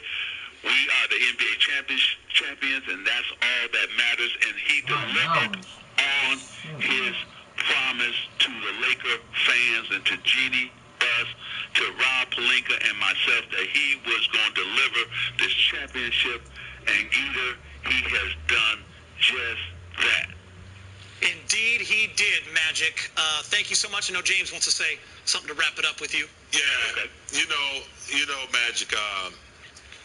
Kareem was here. Jamal Wilkes was here. 2 Hall of Famers. That was before you got here. And when you got here, you were the one that kind of set the standard for leadership and vision and, continuing on. And then I saw, there was Larry Bird, there were some others, but then I saw people with this franchise in particular, follow your lead. Kobe, Shaq, LeBron, Powell, so you started this, man. You started the leadership, and, we don't want that to go unnoticed. You bringing LeBron here, putting your thumb on the organization after you retired, and we owe you a big thank you for starting it, bro. Well, I appreciate it, James. I just wanted the purple and gold to get back to the place that they belong, on top.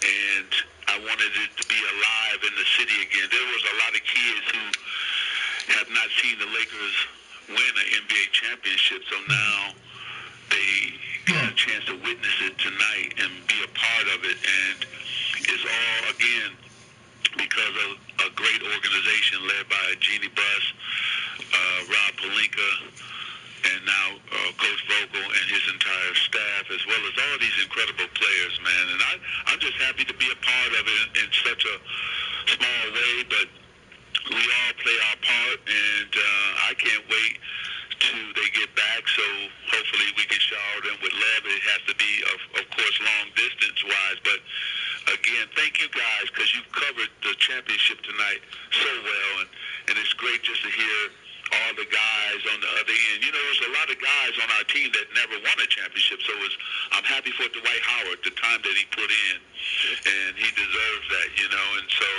Kuzma, Caruso, can you imagine Caruso was on our G? Well, at that time, it was the D-League team, the G-League team. Now, he's starting in the NBA Finals and winning a championship, so it's beautiful. So God bless you guys, and thank you for having me. Magic, there's a little jingle that we've been singing for like a year and a half. AD is on the way. He's not only on the way, man. He's here, and it's championship time, Magic, and you're a big part of that. That's right, all day long, and I want them to party hard. I want the city to party hard, be safe at home, and again, God bless everybody. The Lakers are the NBA World Champions again, baby. Oh, man. You still got that deuce to quarter? I think it's in the junkyard right now.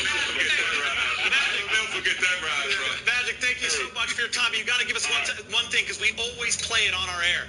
Party all the time, party all the time. Can you do that? I think it was from 85. That's right. Party all the time, party all the time. NBA champs, Lakers, party all the time. And with that, you drop the mic and you hang up. That is Urban. That's right. Magic Johnson, one of the greatest to ever do it. Amen. Number 32. The posters were on the wall, Brez, all the way through college, till someone said, you're too old to have a man's poster. No such thing. It's okay. Jerseys, everything. Magic. Man, that's awesome. All right, back to the champs in the bubble. KCP. How big was KCP? You already know. I know you called it. KCP spoke with Mike a while ago. What up, Seth? Audio. All right. Contavious You already know what time it is. NBA champion. What does it mean to you, man? It means a lot. First of all, I want to thank God for even just putting me in this position. Being available for my guy, my team, through the whole season. But it means a lot. Right now, words can't explain how I'm feeling. Just running through my veins right now. I'm very, very blessed. AC Fresh flexing behind you. He'll have his turn. Okay, let's stick with you for the moment, Contavious. Just what was it like going through such a crazy season, man. You were in China a year ago at this time, and everything that's happened in 2020. How did you maintain your focus? How did you get through the bubble like this and to become such a huge contributor in the finals especially? With my family support behind me, and also my teammates. These guys is a great group of guys, man. We showed togetherness throughout the whole season. No one felt the loss. How'd you like that last night, Stacks? When I was spazzing. So, oh, these niggas got their best players out here. I don't give a fuck. That shit don't mean nothing.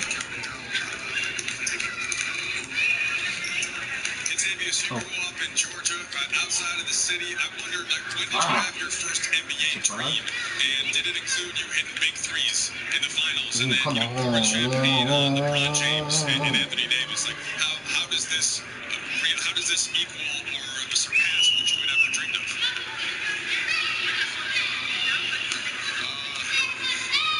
It is a dream come true. I would say that. I've been wanting to play basketball since I was 5. Small town. Come on, y'all. Georgia.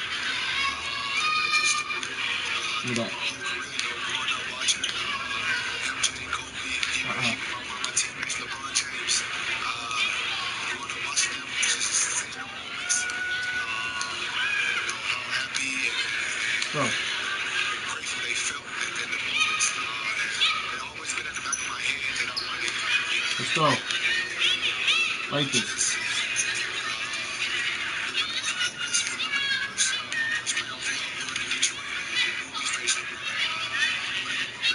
That's all. That's all. Shit. Oh. Shit. How about just sharing this with your family? Give it to him. Your wife, your Damn. kids, Damn. Oh, let's go. Damn. Good D. Good D. Good D. Good D. Ah, fuck. Ah.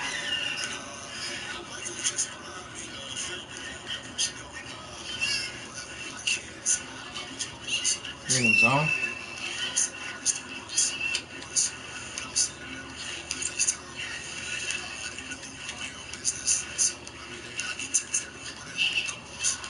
That's a foul, yeah. Fuck that zone, bro. What are you in the zone for?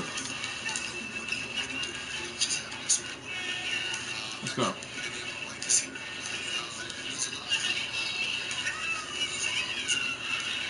Thanks so much, Takeover. Congratulations, man. I know it's hard to be away from your kids for even one night. So you get to see them tomorrow, right?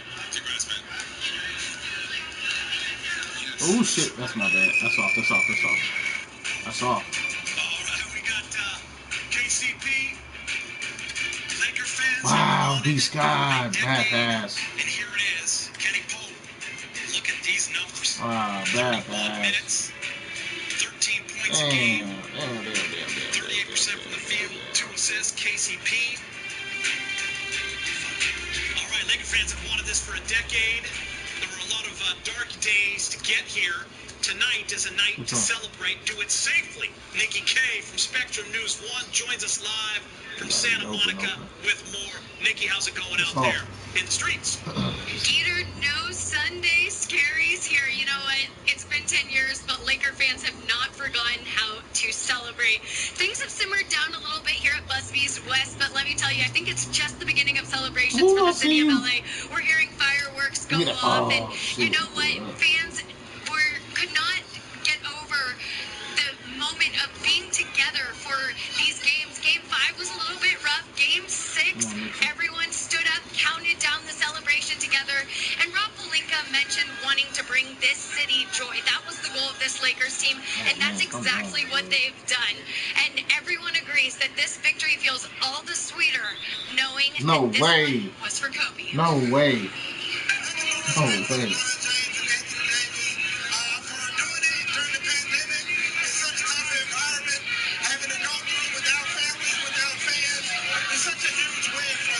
This moment means everything. We've been waiting for this championship for the past 10 years, and given everything that's been going on this year, and especially in light of the tragedies that happened with Kobe Bryant, his daughter, and the other passengers, this is just such a momentous occasion for the city.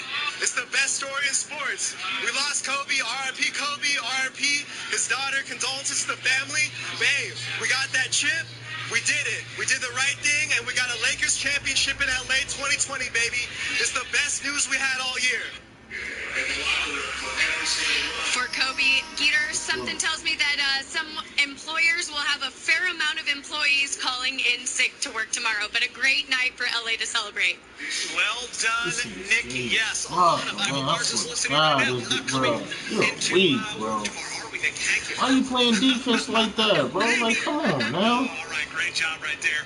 That's Nikki K. Spectrum News 1. Wow. Look at that. You know, yeah, Magic had said Nigga really gonna sit in his zone. It's the best cards on the game, damn near.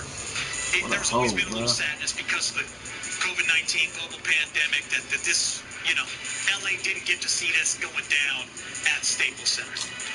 Be safe out there, everybody. Please wear your mask. Do your thing. Be safe. Come on, yeah, put those masks on and social distance. Let's not forget that. But yeah, you know, such a great accomplishment, Gator. You know, given all that we've been through, and the NBA, you know, they did it first. They're the first one to shut down, the first one to come up with the bubble and a system to make this work. AD can't hit that. And for those guys to make that sacrifice. And I think after first couple of weeks, the bubble became interesting, and people bought into it via television, and they started to watch it. And for what they were able to do, the commissioner down there to provide that kind of entertainment during this time, during this pandemic, it was an amazing accomplishment. And hats to go off to the entire NBA and Players Association, everyone that had something to do with making this work for us. Yeah, I mean, you nailed it, big game. It was safe. And some of the best basketball, honestly, I've seen in years. We talk about from a competition standpoint and people just rising to the occasion. We saw a lot of young stars rise to the occasion. We saw guys come out of nowhere that, you know, 24-hour rest, you know, getting right back on the saddle and just giving the best effort. But at the end, you know, we reign victorious. And Go ahead, bro. like you touched on, just be safe out there. Wear your mask. That's crazy. Practice social distancing, and you know, we are champions. Well, it's funny, you know, whenever a team would lose, the fan base would be like, well, there's an asterisk next to this title. And I was like, yeah, put one next to it because this is one of the more difficult ones, especially mentally, to win. And the Lakers would be the first team to ever win a title without even playing a home game. So it wasn't easy. Yeah, an asterisk and then a gold star. Yeah. I go back to, we had many conversations before the restart even happened, Geeter. But when everyone was questioning Adam Silver and what he was thinking, you know, starting this bubble environment, and his words were, sports are about joy. It's about uniting. It's about bringing people together. And so many people wanted, needed. And it's not just Laker fans. It's so many fans across the country, the world, when their teams were playing, when the entire NBA came together and they were providing that kind of entertainment. This is exactly what they wanted. And the NBA, in such wonderful fashion, as they always do, succeeded with it. And so many levels. You know what else they got out of this? What?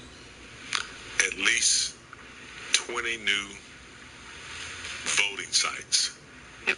The NBA are giving their arenas for people to come in and vote safely. I think that they had a platform, which they may not have had a bigger one, but I thought everything worked out. Championship, social justice. And for the people that were turned off by that, that's okay. Think about the good things that came out of this. Good stuff. Really think about it. It's important. You've been behind it the entire time. It's been huge. A lot of players was hesitant to go and perform in the bubble because they felt like the issues at hand will fall by the wayside. But nonetheless, you saw some of these guys, ranging from Chris Paul, wearing the HBCUs, the historic black colleges, representation every time he did, his walk-in the bubble. You saw LeBron James more than the vote campaign and initiative that we're a huge part of, and still, talking about, look, job isn't done. Now we won a championship. Now it's time to keep that momentum going. So it's just amazing.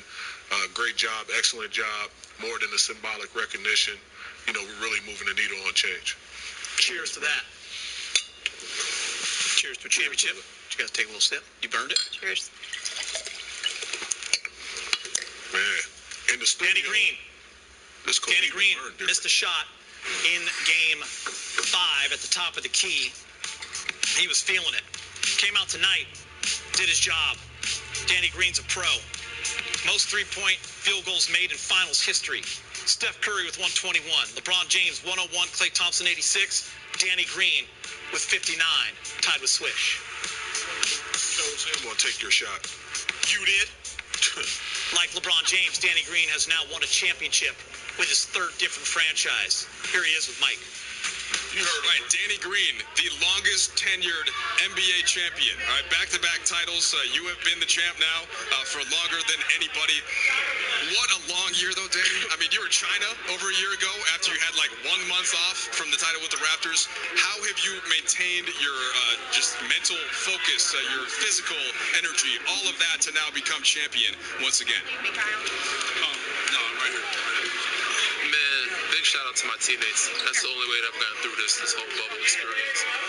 Dwight Howard, Jared Dudley, Quinn Cook, the guys on the sideline, our rookies.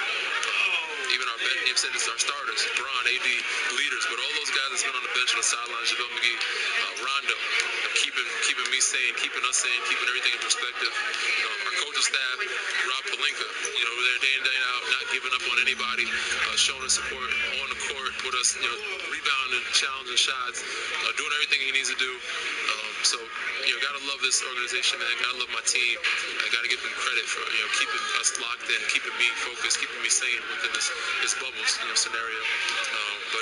So it's been an amazing ride. It's been a hell of a run. It's been a wild year, up and down. So just a year ago, we were in China, going through it, and people have lost so many lives due to the pandemic. We've lost so many special people. Injustices, crazy things going on in different countries. So there's so many bigger pictures going on, so many more bigger issues that need to be shed light on. We're just here able to compete, and we use our platform at the same time, try to give those people some voice. But at the end of the day, man, it's been worth it. It's been a wild ride, but it's been worth it. It's been a lot of fun, and now we can breathe, relax, and be free. Wise words there, Danny. So you now share a pretty cool distinction with LeBron. 3 different teams, 3 different cities, 3 titles. What's it like sharing this one with the purple and gold, with what you've gotten to know about Los Angeles, how much they love their basketball, how much they value championships above all else? What's it like to be able to deliver that? Man, just be part of a great organization, legendary organization, and bring this organization, not just with them obviously following their lead, but having this organization back to where it once was 10 years ago, about a decade ago, is special. And hopefully bring it back to the city for fans to be able to celebrate it with us. It's been an amazing ride. And for me, it's more special thing is to be able to do it with the guys that I've been able to do it with. AD, Bron, of course, Rondo, Dwight, guys have been in 15, 16 years. Guys I've played against, JR, for so many years and competed against. Quinn Cook, JaVale McGee, those guys have done it a couple times. And guys have their first time, Kyle Kuzma, Alex Caruso, who made a hell of an impact, KCP. Those guys are amazing, man. So I'm just so happy for them. And I'm happy to be a part of, that group and be able to do it with these group of guys that I've been competing against for so many years. And Danny, last one for you. You join now a really elite list of veteran key role players that the Lakers have had contribute to titles. I go on and on. Derek Fisher, Robert Horry, right here on our Spectrum crew. What is the key to playing that role, to supporting a player like LeBron, a player like AD? What have you learned over the years to bring it on both ends and to do what your part is towards a championship?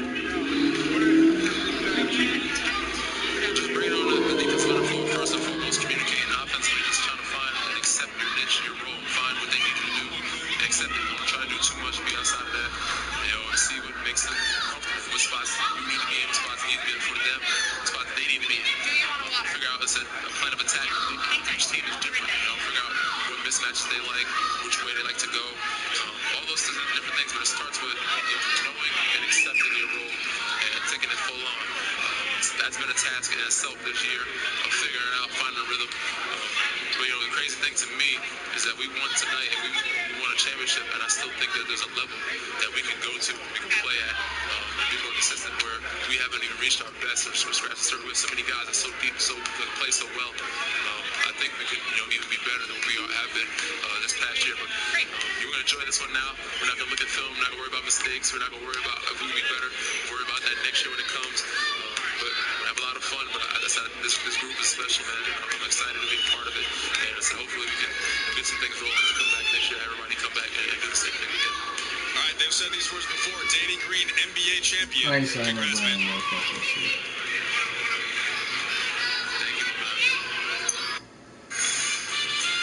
Oh, Jay Medina. I mean, how many people? They got the whole family. Big game, take it away. That is special. That's cool. Yeah, that's what I'm talking about. You get the worthy clap. Clinic. Brez, get in here and do a worthy clap for us, man. Come on, Brez. That's the championship. You got a little bounce to it.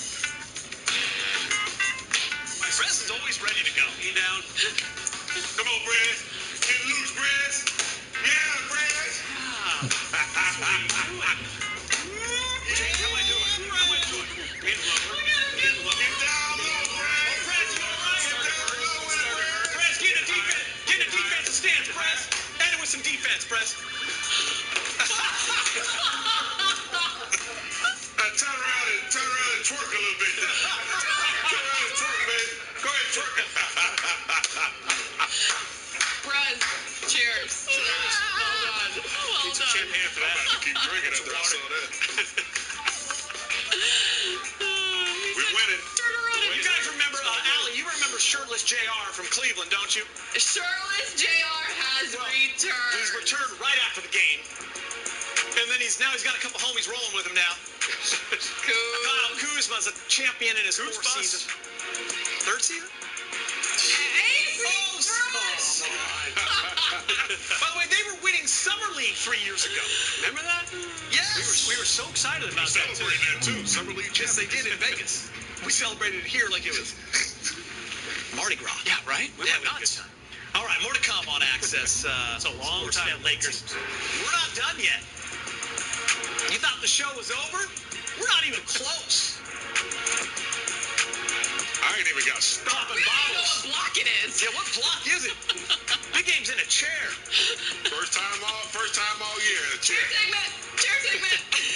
Meatloaf. I still got my get out of jail. No one knows what she's doing. What's she doing? What's he doing?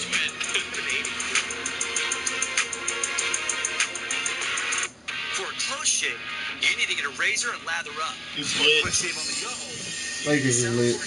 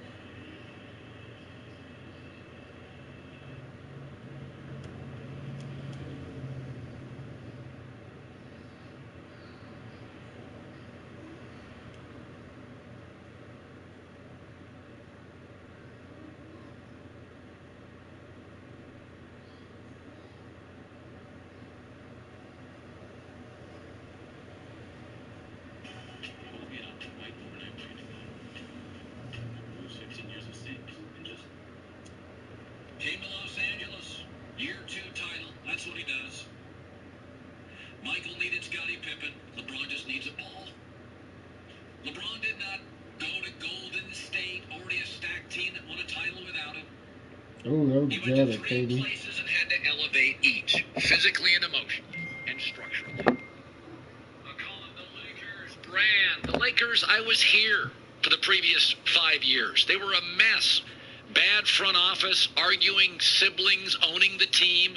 They kept drafting guys like Lonzo and D'Angelo Russell and Julius Randle and Brandon Ingram. Nice players, but guys. In a league where guys don't do anything. I went back to Cleveland. They had Kyrie, who was a diva who couldn't stay healthy. That was his brand pre-LeBron. Couldn't stay healthy at Duke, couldn't stay healthy in Cleveland, and didn't elevate teammates. Well, what about Miami? They hadn't won a playoff series in 4 years, and to this day, D-Wade was never a perfect fit for LeBron's game. They're just both great athletes. Neither is a pure shooter. One's not a point guard. This Laker roster, you keep forgetting. You take out LeBron James, this roster is the 2018 New Orleans Pelicans. I'm not joking. The Pelicans had Drew Holiday. They're better. I don't know who the greatest player ever is. I know who the greatest foundational piece in the history of American sports is, and it's LeBron James. He is the greatest foundational piece in the history of American sports. 9 finals, 10 years, system doesn't matter, coach.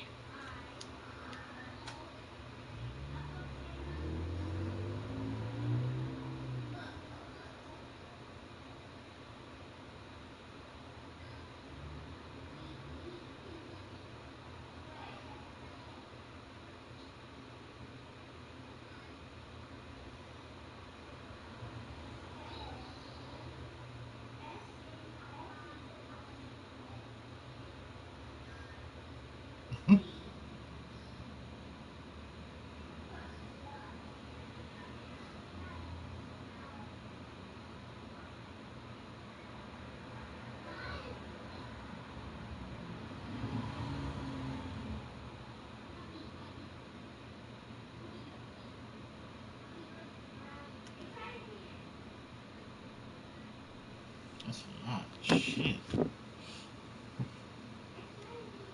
Guys doesn't matter. Teammates don't matter. He won when the second best player on the team was a point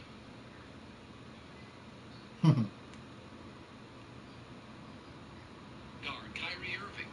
He won when the second best player on the team was a wing, Dwayne Wade. He just won when the second greatest player was a big, Anthony Davis. Michael Jordan needed Scottie Pippen. Michael Jordan needed Phil Jackson. He needs the damn ball. He doesn't need a system. He doesn't need a coach. He doesn't need a Robin. He had a small Robin. He had a wing Robin. He had a big Robin. It doesn't matter. It does a great part of success to me. Like nobody thinks, the trust fund kid is as heroic as the kid that overcomes stuff. And this is not to say that Michael Jordan's road was easy. But Michael Jordan had a great set of parents. He had a great college situation. He landed in a cool city, Chicago, where once they started winning, everybody wanted to go there. And he had a great Hall of Fame coach. And to this day, many say the greatest Robin of all time, Scottie Pippen. LeBron didn't have any of those. We all know it's well documented. Tough childhood. Goes to Cleveland. Even when they won, they couldn't get play.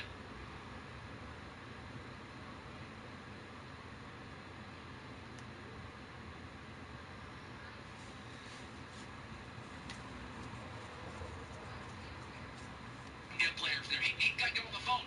Yes, I've been here 7 years. We keep ending up winning playoff series. Chris Bosh. Nah, I'll stay in Canada.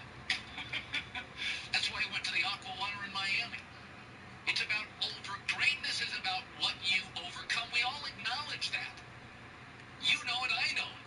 We don't have as much respect for somebody that has an easier path. I mean, Kevin Durant's a great player, but LeBron never joined the Warriors that had already won a title. And I laugh at this whole thing, but look at Miami. Yeah, look at them. They hadn't won a playoff series in 4 years. But by year 2, he structurally, physically, emotionally reboots everything. crossed our fingers this week, and Anthony Davis is now hurt. I saw Anthony Davis hobble off the court, and I thought, you've got to be kidding me. You have got to be kidding me.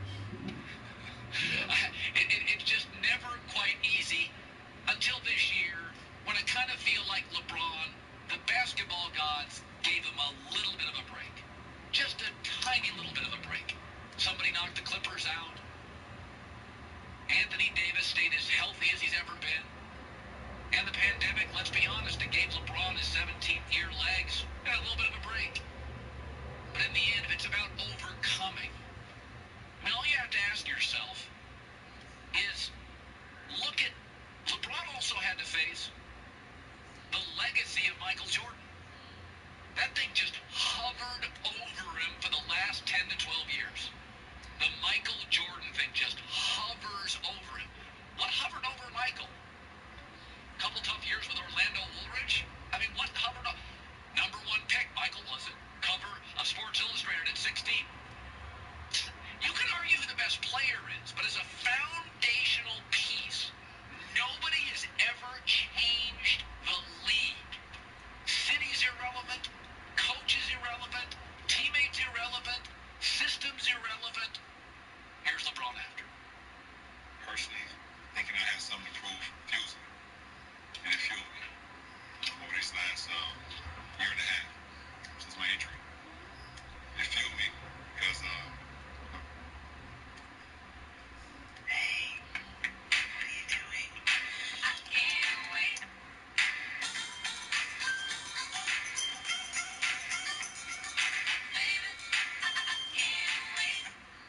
matter what I've done in my career up to this point, there's still a little remnants of doubt or,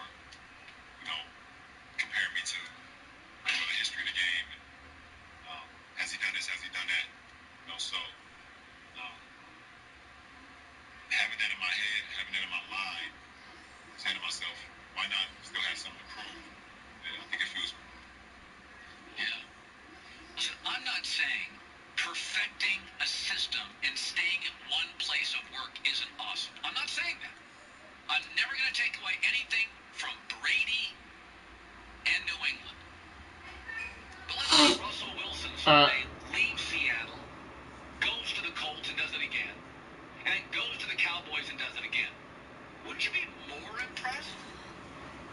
I've never seen an athlete in any sport, any time, any era, where franchise, number two player, coach, and system is overwhelmingly irrelevant. MJ needed stuff. He needed a coach and he needed Pippen. LeBron just needs a ball. All right, really, really wildly emotional day in the NFL yesterday in Dallas. I mean, from a gutting, heartbreaking, choked you up watching the game injury to Dak. And then you have to reconcile that, because right after that, Andy Dalton comes in and has the greatest drive Andy Dalton's had in about 7 years, and Dallas wins a wildly dramatic game. I feel with the Cowboys, when Dak is starting this year, I thought they feel like an 8-8 team.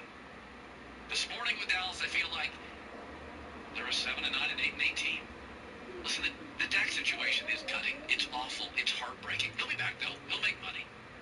Yesterday, I thought one of the interesting moments as he was let off the field, he wasn't crying because of pain, which had to be incredibly, inarguably brutal. I felt he was crying because he felt he was letting down teammates, which, of course, he was not. Dak is a special dude. He is a special dude. He'll get paid eventually. He'll win games.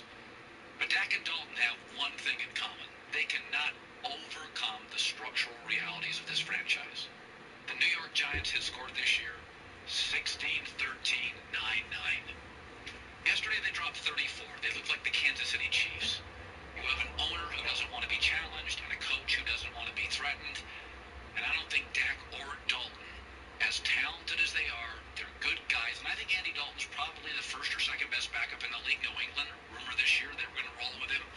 I don't think they can overcome the reality. No, I haven't did the second one yet.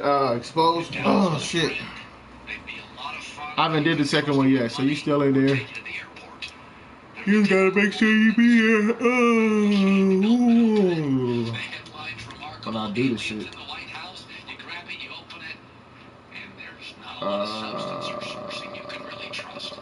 I feel awful for Dak, but he'll overcome. I'm happy for Andy Dalton. He is what he is.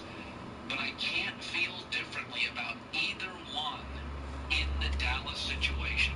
Dak was struggling to overcome the Cowboys, holding on to try to lead the Giants, and Andy Dalton holding on for dear life at the end to narrowly beat them. Dak will be back. Dak will get paid by...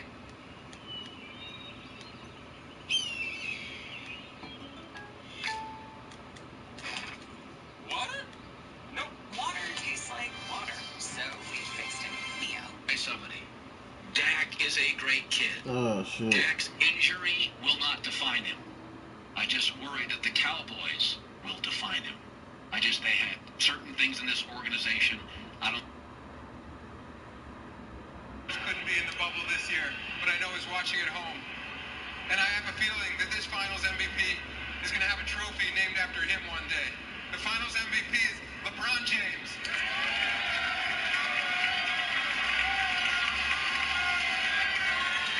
Hey, you got that MVP, boy.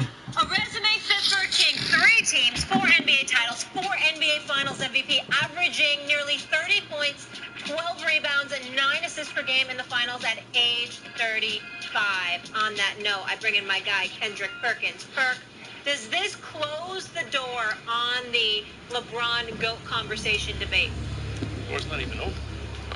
Absolutely, Molly. Absolutely. And before I start, make sure, can you please, I'm going to play director for a minute. Can you please keep us all three on the screen together? I don't want the one block. I need us all three together because I need to talk about Stephen A. and Mac's body language. I've been watching the show over the last hour and a half, hour and 45 minutes, and both of these old souls look bothered.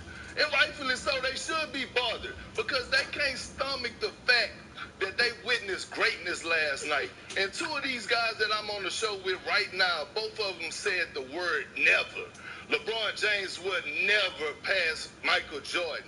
Don't never say never because like I told you, he's sitting at the dinner table. And right now, he's on this entree with Michael Jordan. But past all that, if one want to call Michael Jordan a GOAT, Michael Jordan the GOAT, I'm okay with that. But guess what? LeBron James is my GOAT, and I have my reasons to back it. We could talk about all the stats. We could throw out everything that's out there, and we could go back and forth for hours. But I'm going to tell you one thing. One thing about Michael Jordan is that we all have said that they had a few guys that mimic Michael Jordan.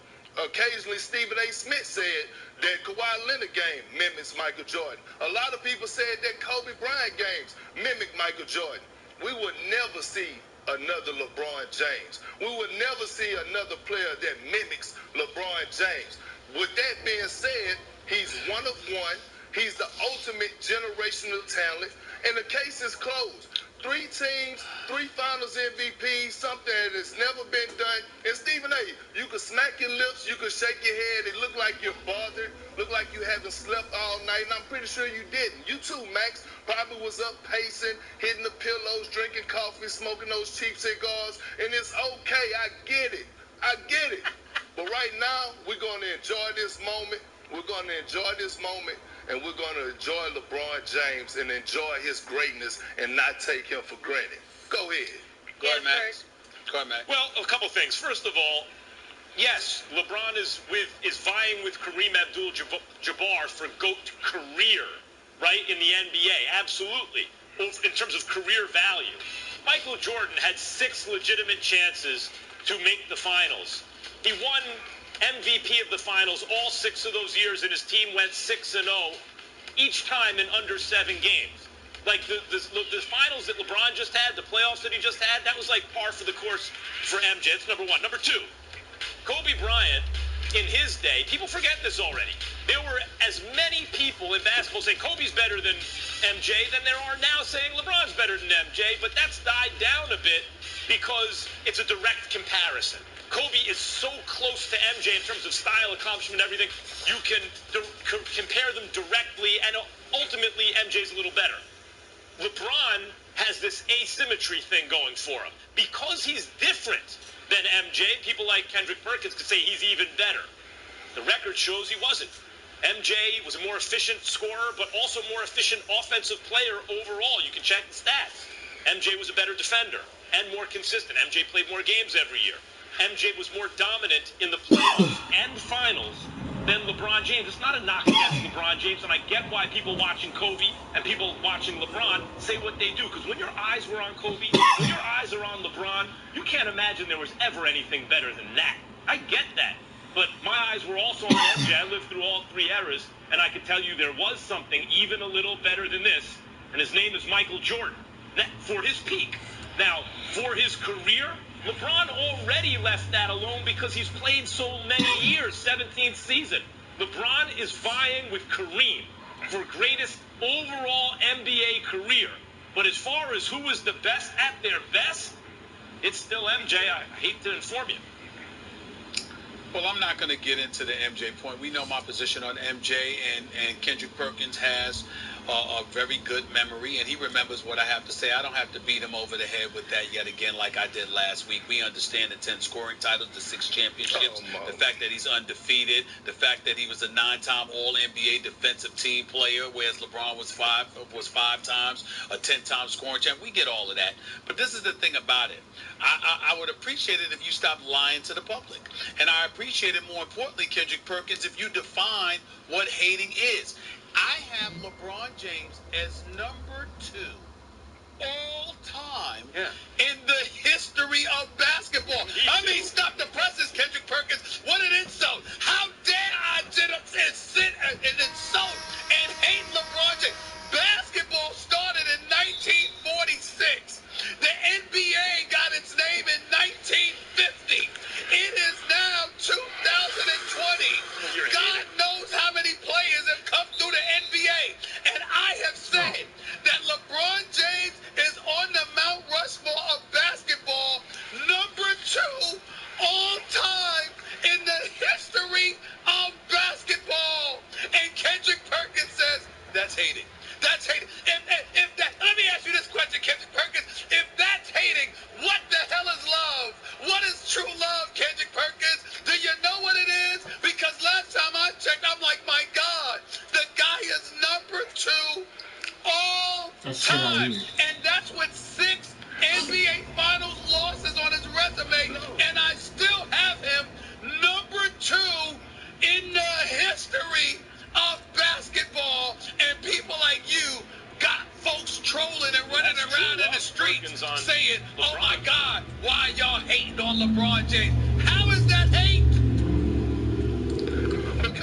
Because hate came when you mentioned and you shout out the word never.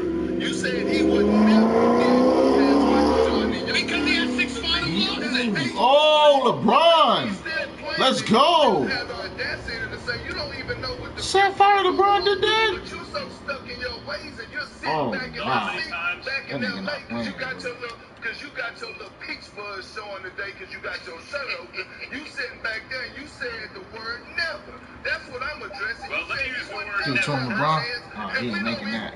And we don't use the word never. LeBron James just said. Wow. LeBron James just said he had 4 or 5 good years. So if he win 2 or 3 more titles, it took him a lot longer to get him. Nah. It took him I don't a give a fuck lot about for his that. career. He already passed them. Max, at his best, it took him a lot longer to get him. Why is that? Max, you stop. You stop right there. You don't even need to address this conversation. Because last time I checked, you was talking about the Clippers and Kawhi. That's totally got to do with LeBron and MJ. Move out the way with that, man. That's true. He's right about it. MJ. He's right about that. Hold on. I'll use the word never right now. He's right about that, Max. I'll use the word never right now. Here's the word never, Perk. Here's the word never. You know how many times Michael Jordan played in the finals and he wasn't the MVP and he wasn't the best player on either team? Never. That never happened. Never. There's never for you, okay? Why would that be? Why was Michael Jordan every time the best? Never not the best player on the floor. Never not the MVP. Hey, Max, you tell me this. You name me one time LeBron James went to the finals and he never was the best player in the finals. Second time he played, I might agree with you, but there's a hell of an argument. Two times. The first time against Dirk Nowitzki and the Mavs, and the second time against KD and the Warriors. You Series. I'm not. No, sir. No, sir. Really? No, sir.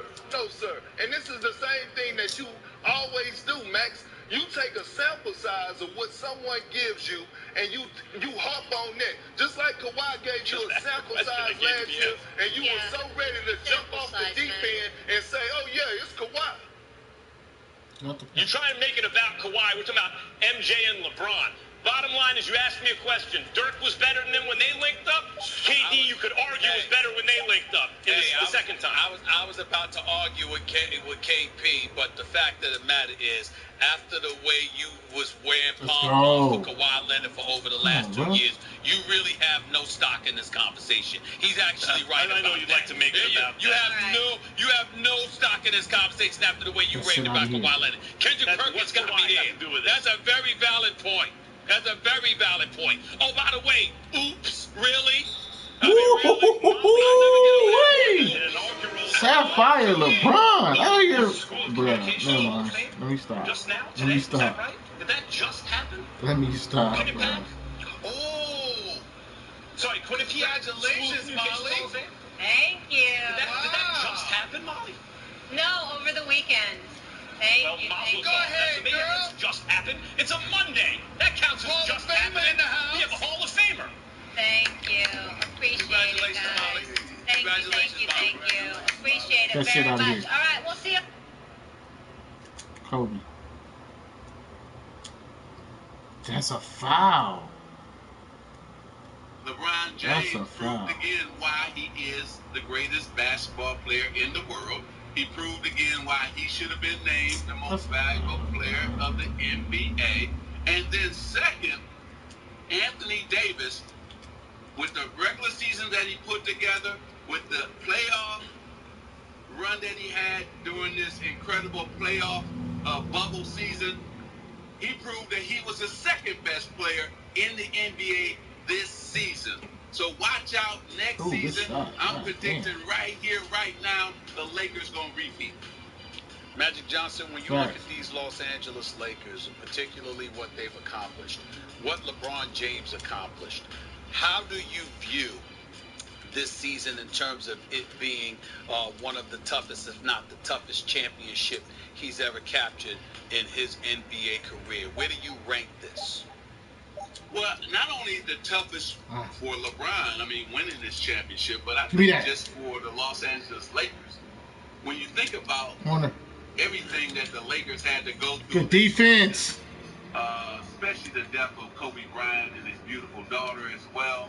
Let's go, bro. You think about coronavirus and stopping the season, and then our great commissioner, Adam Silver, saying we are going to finish the season and have a playoff, creating this bubble. Adam was smart enough to get with the doctors and scientists and create a healthy, safe environment for the players. And then come on, they could have gave Kobe that, bro. Golly. So again, thank their wives, thank their parents and their kids for allowing these players to go play. But I would say this. To see LeBron do what he's done and the Laker organization come back, I think it was the hardest championship he had to win. Yes, I know coming back 3-1, Max, you said it earlier, with Golden State was difficult. Yes, it was. But at the same time, you didn't have life or death situations going on. So when you have life and death situations going on, and I'm talking about the players could have came down with this virus, I think this was the hardest championship any team has had to win. And by the way, credit the Lakers team, but any team in sports. Credit the NBA. They've got their regular season local TV money. They played enough basketball for that. They crowned a champion. They had 0 positive COVID cases the entire time.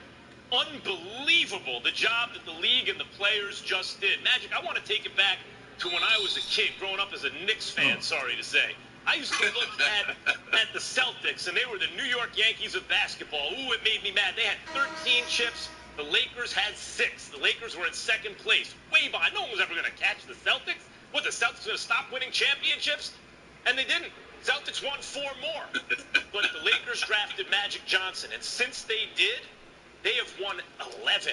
And now It's 17-17 Magic. Last night, the Lakers caught the Celtics. The Celtics all time. What does that mean to you? Yeah.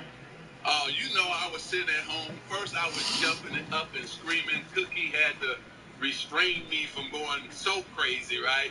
I'm thinking I'm playing in the game, but it was a great for all Laker fans and all former Laker players. This was a great moment because of the fact that we did catch them when it comes to NBA championships. Dr. Buss, I know he was sitting there and having with Kobe, with Chick Hearn, our great announcer, sitting there saying, hey, we finally tied the Celtics.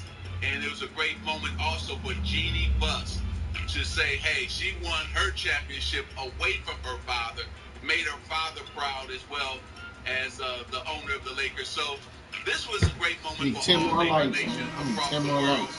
And 10 I more just want lights. to tell LeBron James, everything you told me you were going to do when I sat in your living room with your agent Rich Paul, it's come to fruition, and he's brought the championship back to Los Angeles, back to Laker fans. Let's go. He said he was going to take us to the NBA championship, and he said he was going to win it, and he's definitely done that.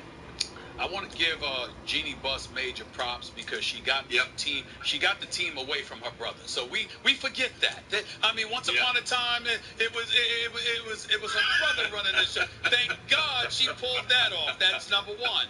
Number two, give a lot of love to Rob Pelinka for the job that he has done. Having said all of that, Magic Johnson, obviously Jeannie Buss acknowledged last night that you had a lot to do with the turnaround that took place because you started the process just by agreeing to step away from your businesses to some degree to run the Lakers. I want to know on a personal level, how does this feel for you? Knowing Jeannie deserves so much credit, knowing Rob Pelinka deserves so much credit, but nevertheless, it started with you, really. Talk to me about that for a second. Well, I was feeling really good last night. Wow, you know, bro. Come on, bro. Everything that Rob and I and Jeannie talked about, I said, hey, Jeannie and the Laker fans, it's going to take us 3 years, right? We were over the salary cap when I took over with Rob, the team. And I said, Rob, we got to have a plan to get rid of these two bad contracts that we have. And if we can do that, it'll put us in a position, hopefully, to go after LeBron James when he was a free agent. And so we were able to get rid of one contract with the D'Angelo Russell trade. We tied Moscow to him, and then we were able to stretch Luol Deng, and so that gave us the right money in terms of getting up under the salary cap to go after LeBron James. But LeBron James bought into the vision in terms of the first year, I thought we could make the playoff. The second year, I told him we'll have enough money to go after another superstar. I couldn't pull off that trade with Anthony Davis, but Rob Pelinka pulled off the trade. He did a wonderful job of signing Danny Green, Dwight Howard, bringing in the Marquise Morris, making sure that KCP stayed with the Lakers. And then Caruso, who I thought played the whole playoff season, he was looking good, and he really helped the Lakers on the defensive end. So Rob did some wonderful things. Jeannie Buss signed off, and I think here we are today because everybody worked together, and that's what the Laker family is about. Thanks for watching ESPN on YouTube. For live streaming sports and premium content, subscribe to ESPN Plus. Can't never be on fucking listen. Absolutely. And before I start, make sure, can you please, I'm going to play director for a minute. Can you please keep us all three on the screen together? I don't want the one block. I need us all three together because I need to talk about Stephen A. and Mac's body language. I've been watching the show over the last hour and a half, hour and 45 minutes, and both of these old souls look bothered.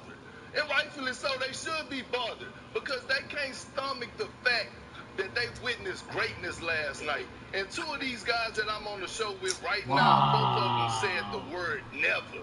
LeBron James would never pass Michael Jordan. Oh my. Don't never say never, because like I told you, he's sitting at the dinner table. Don't stop and right trying to now, save this, he's man. on this entree with Michael Jordan, but past all that, he's, get off me. if one want to call Michael Jordan the Jamal GOAT, Wilkes, I nigga, mean Michael you know Jordan who I the GOAT, am, I'm bro. okay Like, with that. what? But guess what? LeBron James is my GOAT, and I have my reasons to back it. We could talk about all the stats, we could throw out everything that's out there, and we could go back and forth for hours. But I'm going to tell you one thing.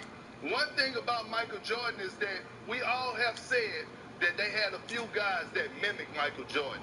Occasionally, Stephen A. Smith said that Kawhi Leonard game mimics Michael Jordan. A lot of people said that Kobe Bryant games mimic Michael Jordan.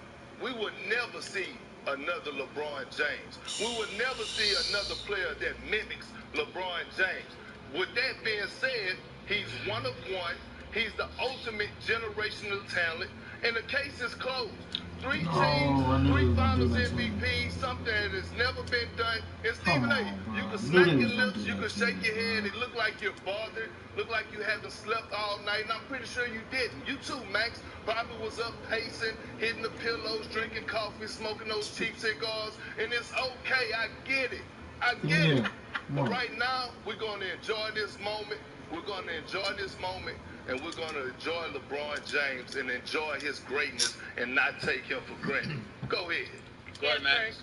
Go ahead, Max. Well, a couple things. First of all, yes, LeBron is vying with Kareem Abdul-Jabbar for GOAT career, right, in the NBA. Absolutely, in terms of career value. Michael Jordan had 6 legitimate chances to make the finals. He won MVP of the finals all 6 of those years, and his team went 6-0. I just wanted him to just come back so fucking bad, bro. Like the finals that LeBron just had, the playoffs that he just had, that was like par for the course for MJ. NBA championship.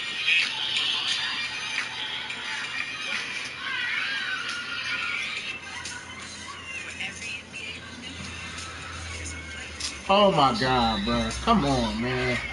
This nigga's green in every layup now? What? Stop, bro. Come on. How are we doing today?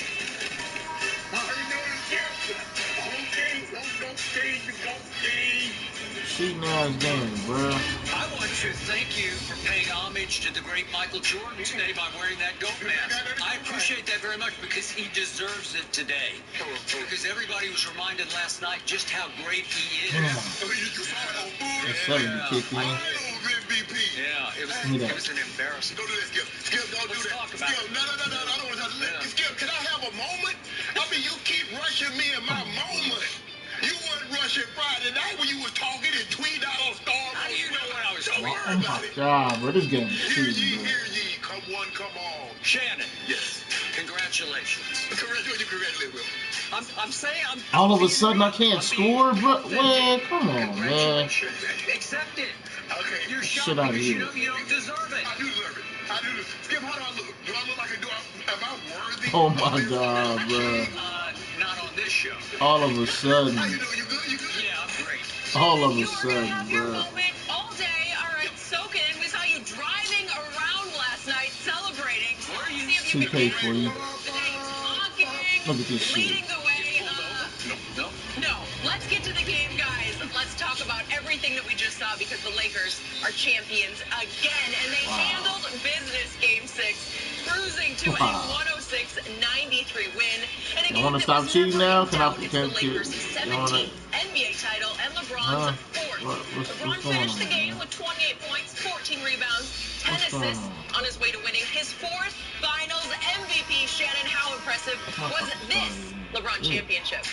It was simply great. There's no other way around it. There's no other way to describe it. He was magnificent. This was a virtuoso performance for the entirety of the playoffs. In year 17, his 10th finals, he averaged 27 points, 11 this motherfucking game cheating for your ass this much.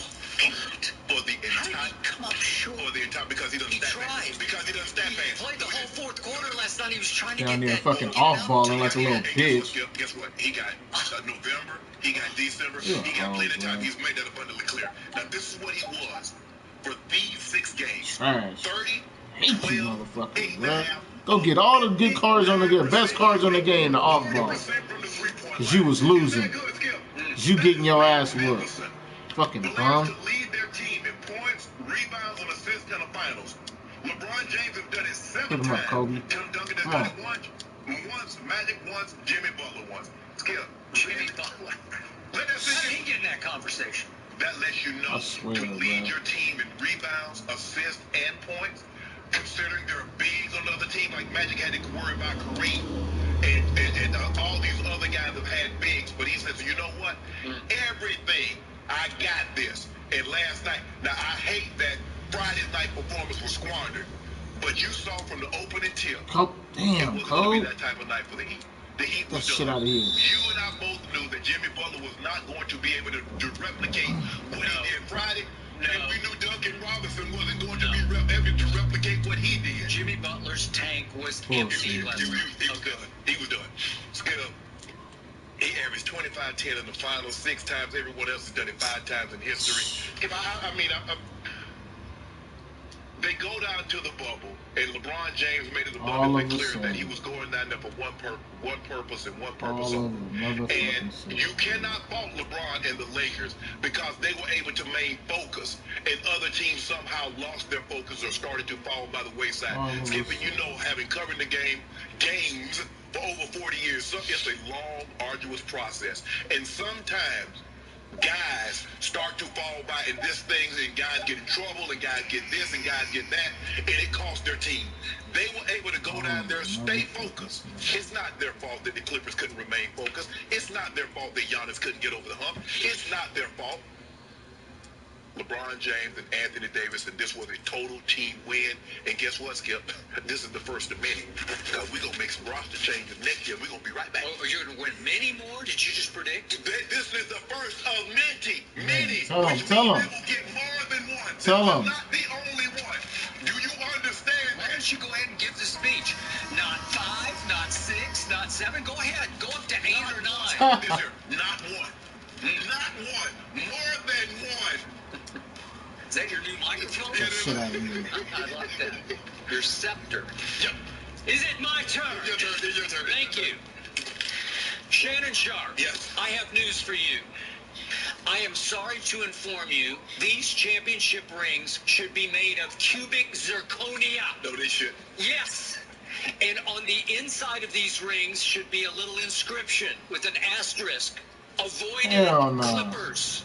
You avoided the one team that would have knocked you off. They avoided that shit. They lost. You avoided the team that the odds makers had as the favorites going into these pandemic playoffs.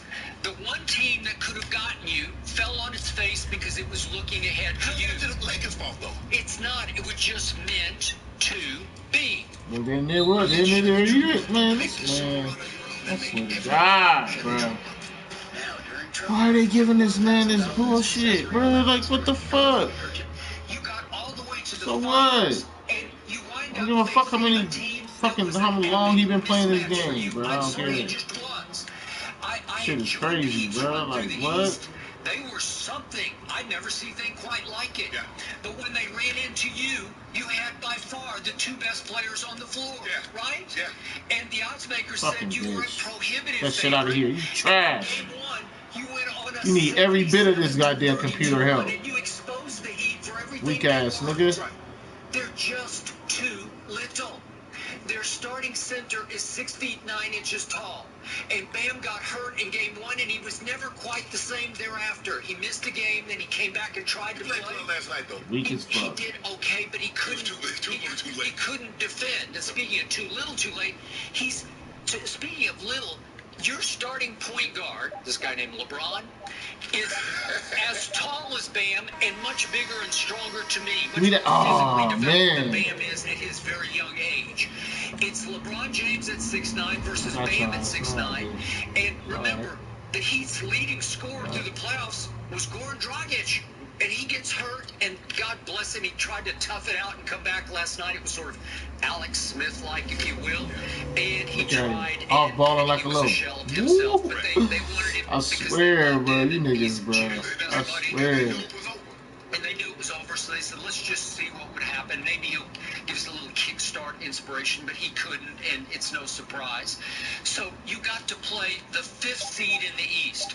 You got to play a team that the odds makers had in the preseason 75-1 to even get to the finals, making them the longest odds team to make an NBA Finals in the last 30 years since the stat was even kept. You got to play a team that was down 2 of its best players and had to start and play high minutes. 3 rookies, 3, including Tyler Hero, who was the youngest player ever to play in an NBA That's how you play Finals. defense, bro. And you step back Look, and a pink diamond versus a diamond. You had every... Yeah, you trash, bro. Look at you.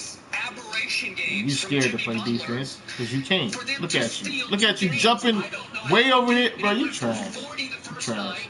I can't believe 2K is... Bro, that's crazy. And I said, where did that come from? Because he's a 20-point-a-game average. That shit out of... Bro, that's not a... What did he do in the other 4 finals games? He averaged 21 points. Oh my God, 2K, bro.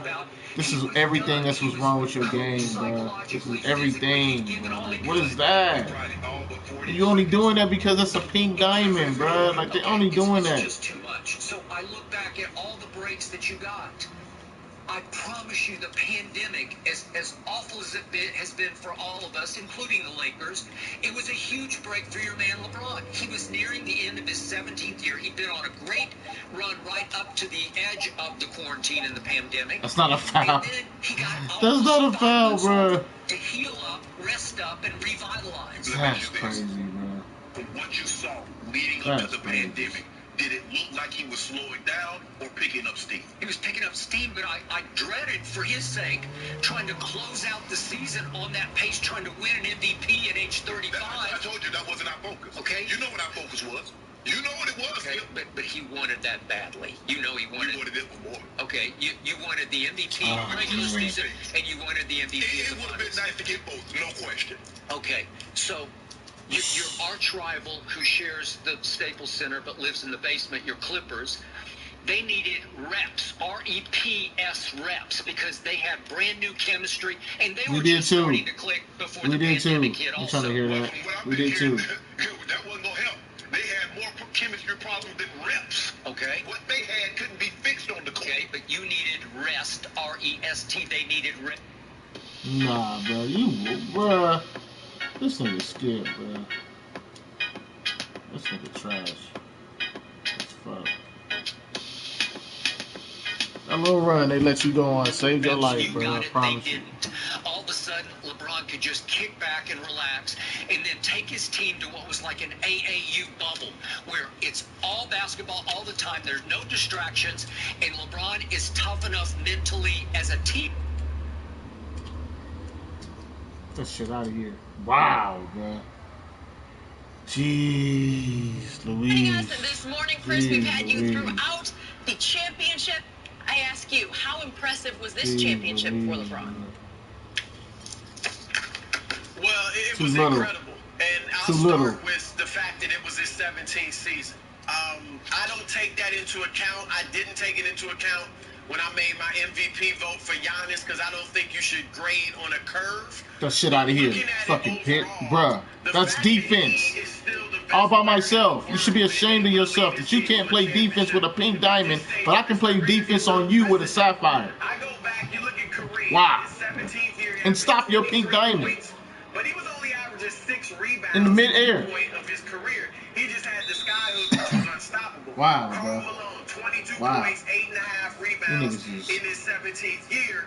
But Utah goes out in the first round of the playoffs. So we have not seen a player play this well this late into his career. So that's number one. I got to be honest. I never said it out loud because I wasn't certain of it.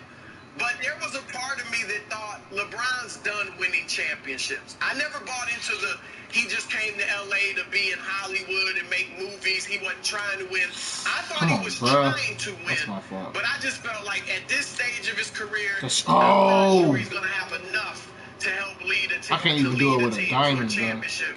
And obviously he proved that wrong. Secondly, the bubble. Look, we saw Giannis and Paul George and even the Clippers just fall apart mentally in the bubble. We heard those other 2 players I mentioned talk about how stressful it is. That to outlast everyone else in the bubble shows not only physical excellence but mental excellence. You got Kobe. LeBron took it on his shoulders. He said, "Look." He told his teammates, it was reported, God gave me broad shoulders for a reason after Kobe died. So he was telling them, I'm going to carry us to a title. So to follow up on that, impressive. Obviously, the social justice stuff. So this was really impressive to me. I will say this, though. Basketball-wise, as far as the competition he faced, of his 4 titles, this was the easiest competition, obviously in the finals. But, you know, in 2012, he was down 3-2 to Boston in the conference finals in the East, had not yet won a title. So that was major pressure. And then they faced that really talented and young OKC team with the 3 future no defense. MVPs. Look at us. You can't play no defense. 2 people. Obviously, that's tough. And then 2 people. He can't. Bro, you're a fucking weak. Against the 73-win Golden State team. So you need, basketball-wise, this was the easiest path in the finals.